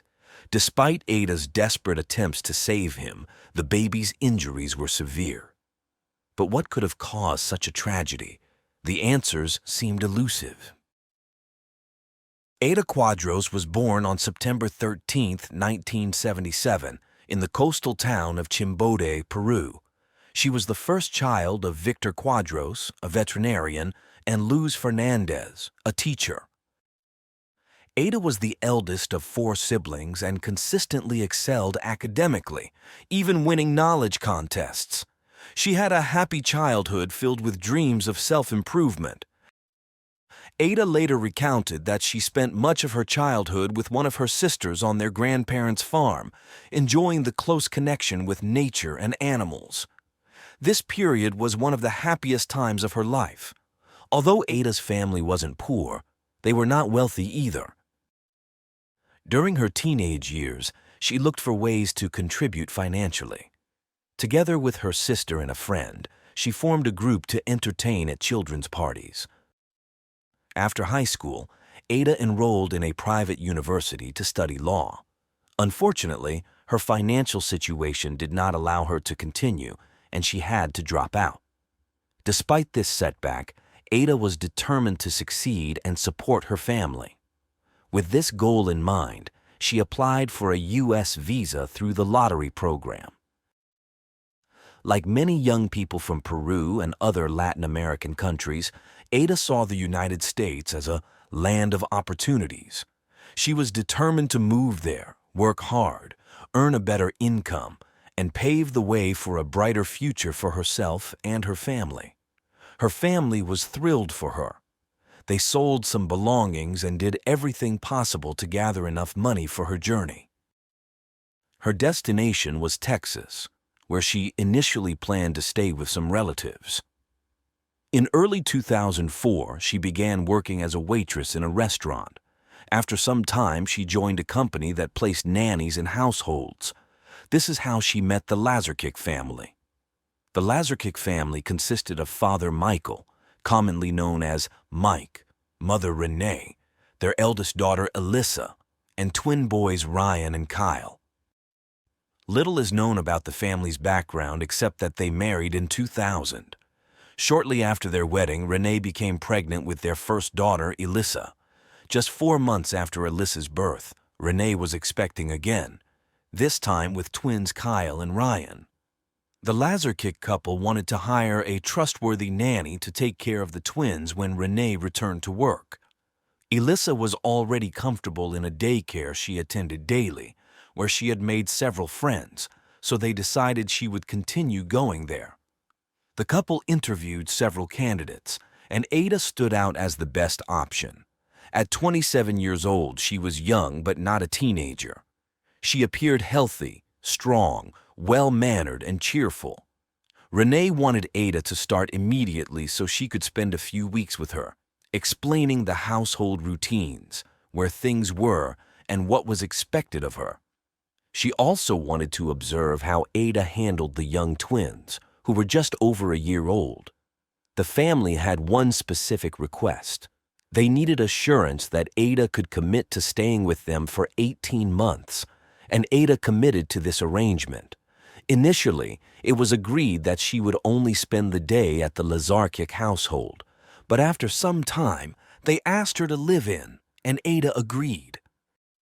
From then on, she only left on weekends to stay at her uncle's house. Everything seemed to go smoothly. The Lazarkick family was pleased with Ada's work and grew fond of her, trusting her completely. Numerous photos captured happy moments with the smiling young nanny holding the twins. However, everything changed in the summer of 2005.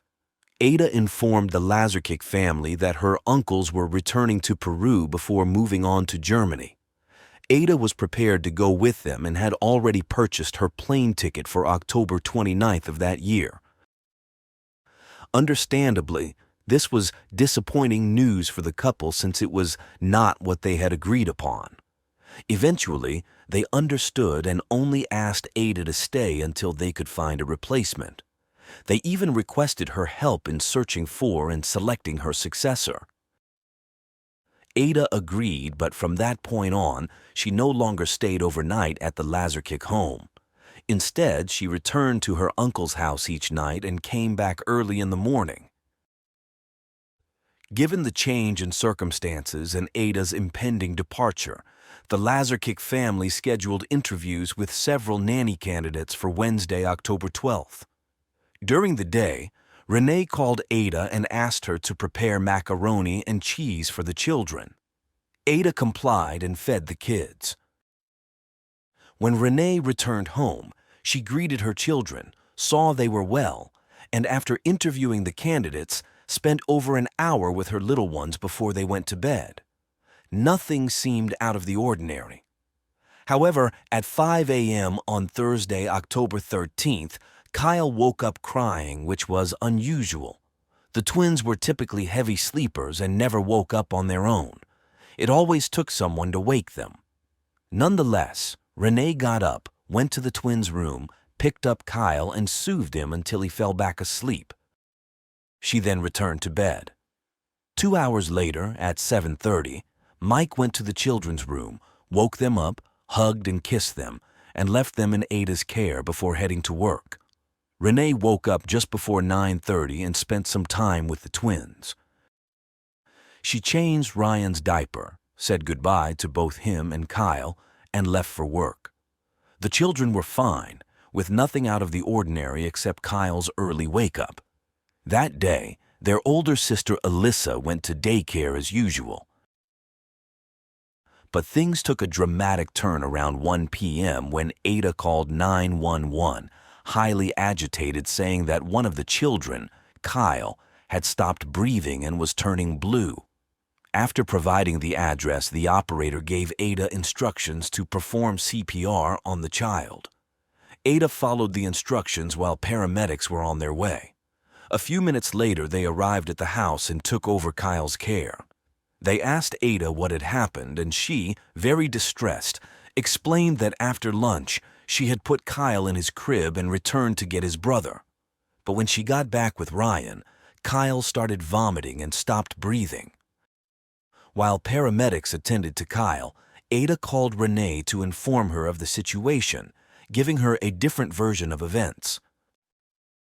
She said that after feeding the children, she took Kyle out of his high chair and, as usual, placed him on the playroom floor while she fetched his brother. But when she returned, Kyle was vomiting.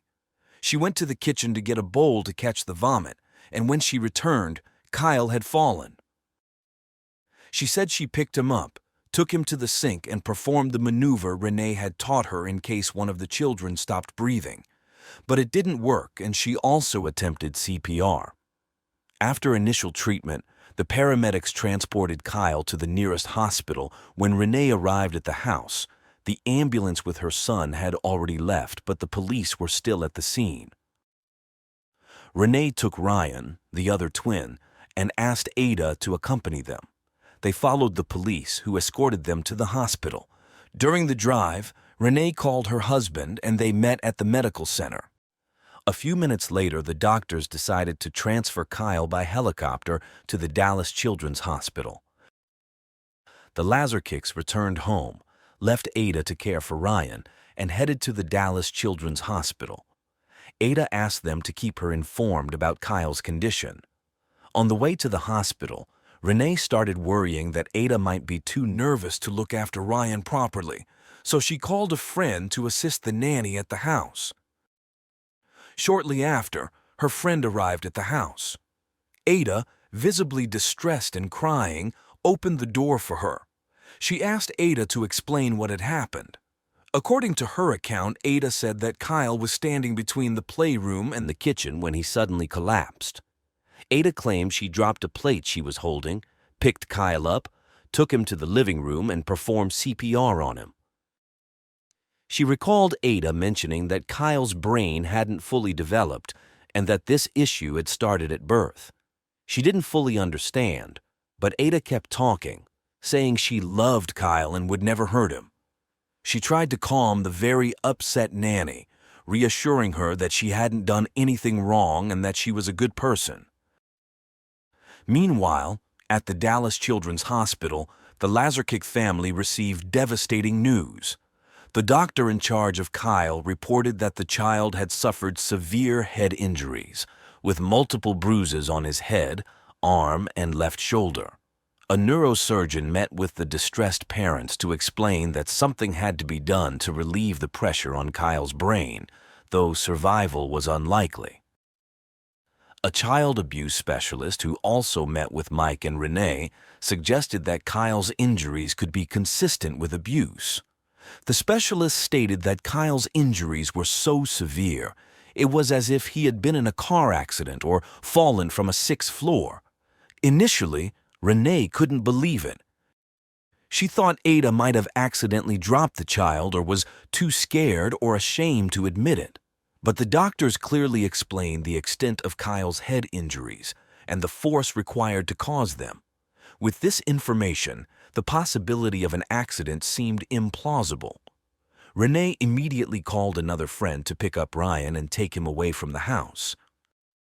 While this was happening at the hospital, Ada became increasingly anxious at home.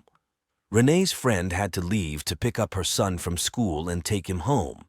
During her absence, Ada called her several times, asking if there was any news about Kyle. When Renee's friend returned to the house, she found Ada calm. Ada was no longer crying or talking.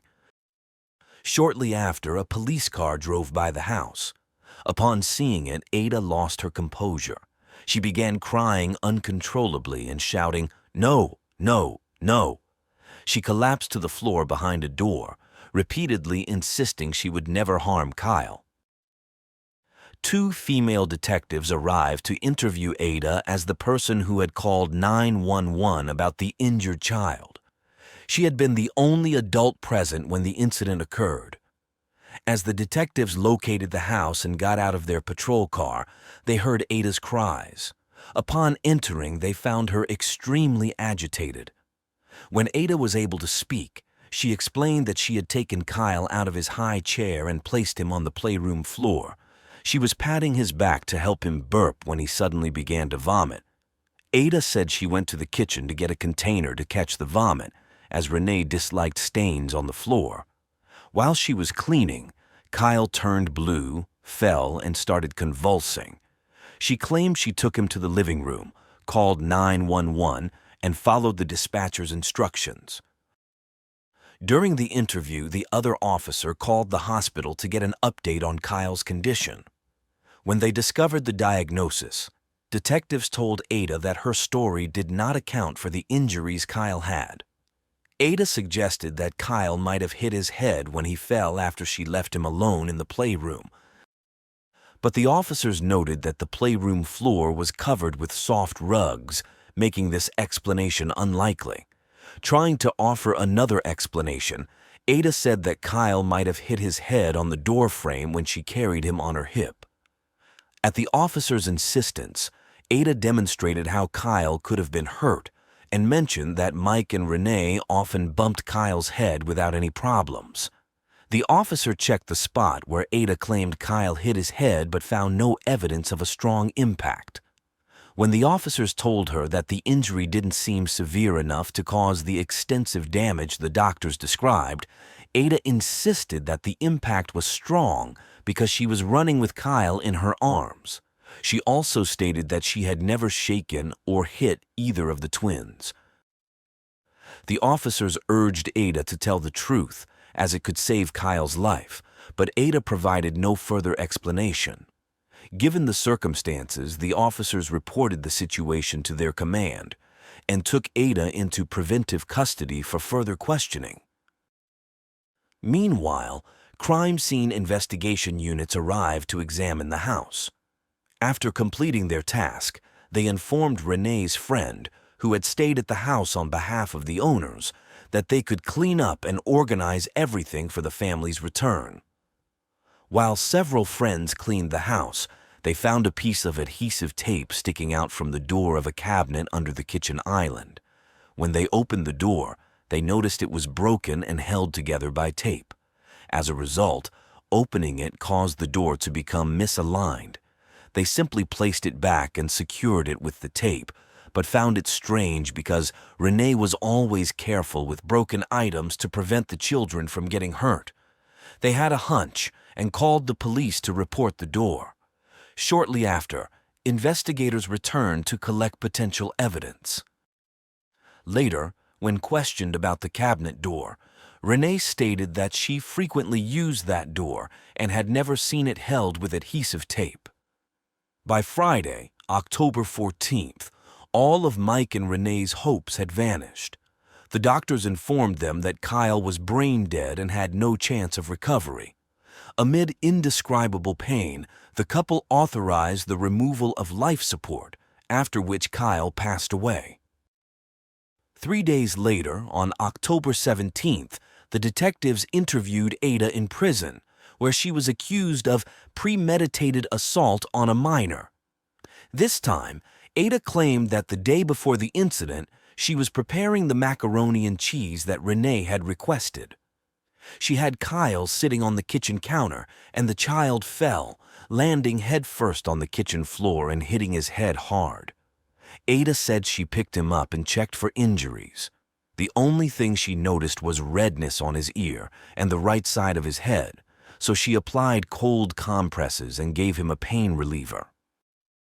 When the interrogators asked why she hadn't told this to the other officers, Ada said she thought they wouldn't believe her. She mentioned that she didn't tell Renee because when she arrived home from work, she complained of a severe headache. Ada said Renee suffered from migraines and had requested that the lights be turned off and the house be kept quiet. The interrogators asked if she had fallen with the child, which she adamantly denied. During that interrogation, Ada learned that Kyle had died, and she cried for the rest of the interview. Ada was brought before the courts, where a judge charged her with aggravated homicide and set bail at $750,000, which was beyond the means of Ada or her family, so she remained in custody until the trial. At that time, the police indicated that she might be charged with premeditated actions, which could carry the death penalty. The case of Kyle's death went to trial in the second half of 2005. The doctor who examined Kyle at Dallas Children's Hospital testified that when he received Kyle, the child was already unconscious. He described multiple hematomas on the right side of Kyle's head, as well as bruises on the left side of his head and shoulder and both arms. Additionally, there were 2 small hemorrhages forming hematomas on the right temple. Kyle had 3 main areas of hematomas on his head, indicating 3 separate impacts. He added that the bruises were relatively recent, one possibly 12 to 16 hours old. Internally, Kyle had brain and retinal bleeding, indicative of severe trauma, even though there were no broken bones. The brain tissue was notably swollen, and the pressure inside Kyle's head was 90 millimeters of mercury, whereas the normal level is 20 millimeters. Based on these findings, he concluded that Kyle had suffered severe traumatic events consistent with blunt force trauma, possibly from someone hitting his head against a hard object. He suggested the type of injuries could result from shaking and swinging a young child's head against a solid object, like a kitchen cabinet door. A Dallas County forensic expert testified that the autopsy revealed multiple, overlapping small hematomas on Kyle's scalp, along with a couple of punctate abrasions on the right temple, separated by over a centimeter. There were also 4 or 5 pairs of similar lesions on his head. His brain showed significant hemorrhage and swelling, with retinal hemorrhages in both eyes, requiring substantial force to cause such injuries. She concluded that the cause of death was severe head injuries from blunt force trauma, agreeing that Kyle's head might have been struck multiple times against the wooden door of the kitchen cabinet. She ruled out the possibility that Kyle had merely bumped into a door frame or fallen from the kitchen counter. Another critical testimony came from a forensic analyst who measured the distance between the fasteners on the broken kitchen cabinet door and found it matched the punctate abrasions on Kyle's head. This expert also analyzed the adhesive tape used to repair the cabinet door and discovered 2 DNA traces, one of which had a much higher contribution and matched Ada's DNA. The lesser trace could not be identified. After hearing from the experts, it was Mike's turn to testify. He stated that Kyle was fine on the night of October 12th and the morning of October 13th with no bruises. He also mentioned that he prepared breakfast that morning, opening and closing the kitchen cabinet doors to get utensils and food, and that all doors were in perfect condition, including the one later found inexplicably repaired with tape. The parents shared that they had breakfast with the children and played with blocks, with the twins crawling around a playhouse. Based on all the evidence, it was easy to conclude that the events leading to Kyle's death occurred when no other adults were in the house except Ada. The case prosecutor stated that the exact circumstances of what happened to Kyle might never be known for sure, but based on the evidence presented at trial, she painted a possible scenario. Perhaps Kyle didn't want to eat his lunch, and Ada, feeling frustrated or distracted by watching a soap opera, might have taken him out of his high chair without noticing the cabinet door was open. The prosecutor speculated that Ada's rage might have triggered the vicious attack on Kyle's head using the cabinet door until it broke, with the door's screws leaving marks on the child. After all the testimonies and closing arguments, the jury went to deliberate. Upon returning, they found Ada Quadros guilty of capital murder of a child under 6 years old. As the verdict was read, Ada's mother, Luz Fernandez, who had traveled from Peru when her daughter was arrested, stood up and shouted that she would free Ada because she was innocent. She proclaimed that there was no evidence to convict her daughter and vowed to start over and appeal. After the jury members left, Kyle's parents showed photographs and videos of their deceased son, recounting his brief 14 months of life from birth to the last photo taken days before his death. Family members spoke about Kyle, while others simply couldn't stop crying. Ada was sentenced the following year in 2006 to life imprisonment without the possibility of parole. For Ada and her family, giving up was not an option. Her parents immediately started a campaign to appeal the sentence, arguing that Ada's conviction was based on racial prejudice and ineffective public defense. However, appealing required money for legal representation and process costs, which the family did not have. Undeterred, they sought support from various sources, including the Peruvian government, the Peruvian and Latino communities in the United States, and solidarity organizations in Peru. In prison, Ada maintained her innocence and took every opportunity for interviews to assert it. Their persistence paid off, and in 2009, Ada's legal representation filed an appeal, citing 5 specific errors in the initial trial. After reviewing the case, the appeals court dismissed 3 of the claims but agreed with 2. This was enough for the judges to overturn the conviction and annul the trial due to irregularities. Following this decision, Ada's family began another fundraising effort to cover the $100,000 needed for a new trial. It took another 3 years to prepare for the new trial, which began on July 10, 2012, with the selection of 12 jurors from over 100 candidates. The trial took place in Collin County's Justice Hall. The defense argued that Kyle had fallen from the kitchen counter on October 12th, injuring his head, and the situation worsened the next day when Ada, running with the child in her arms, accidentally struck his head on the doorframe. This time, the defense presented testimony from a forensic expert with 40 years of experience. He suggested that some of Kyle's bruises might have been caused at the hospital during catheter insertion to assess brain swelling. The prosecution fiercely challenged this testimony.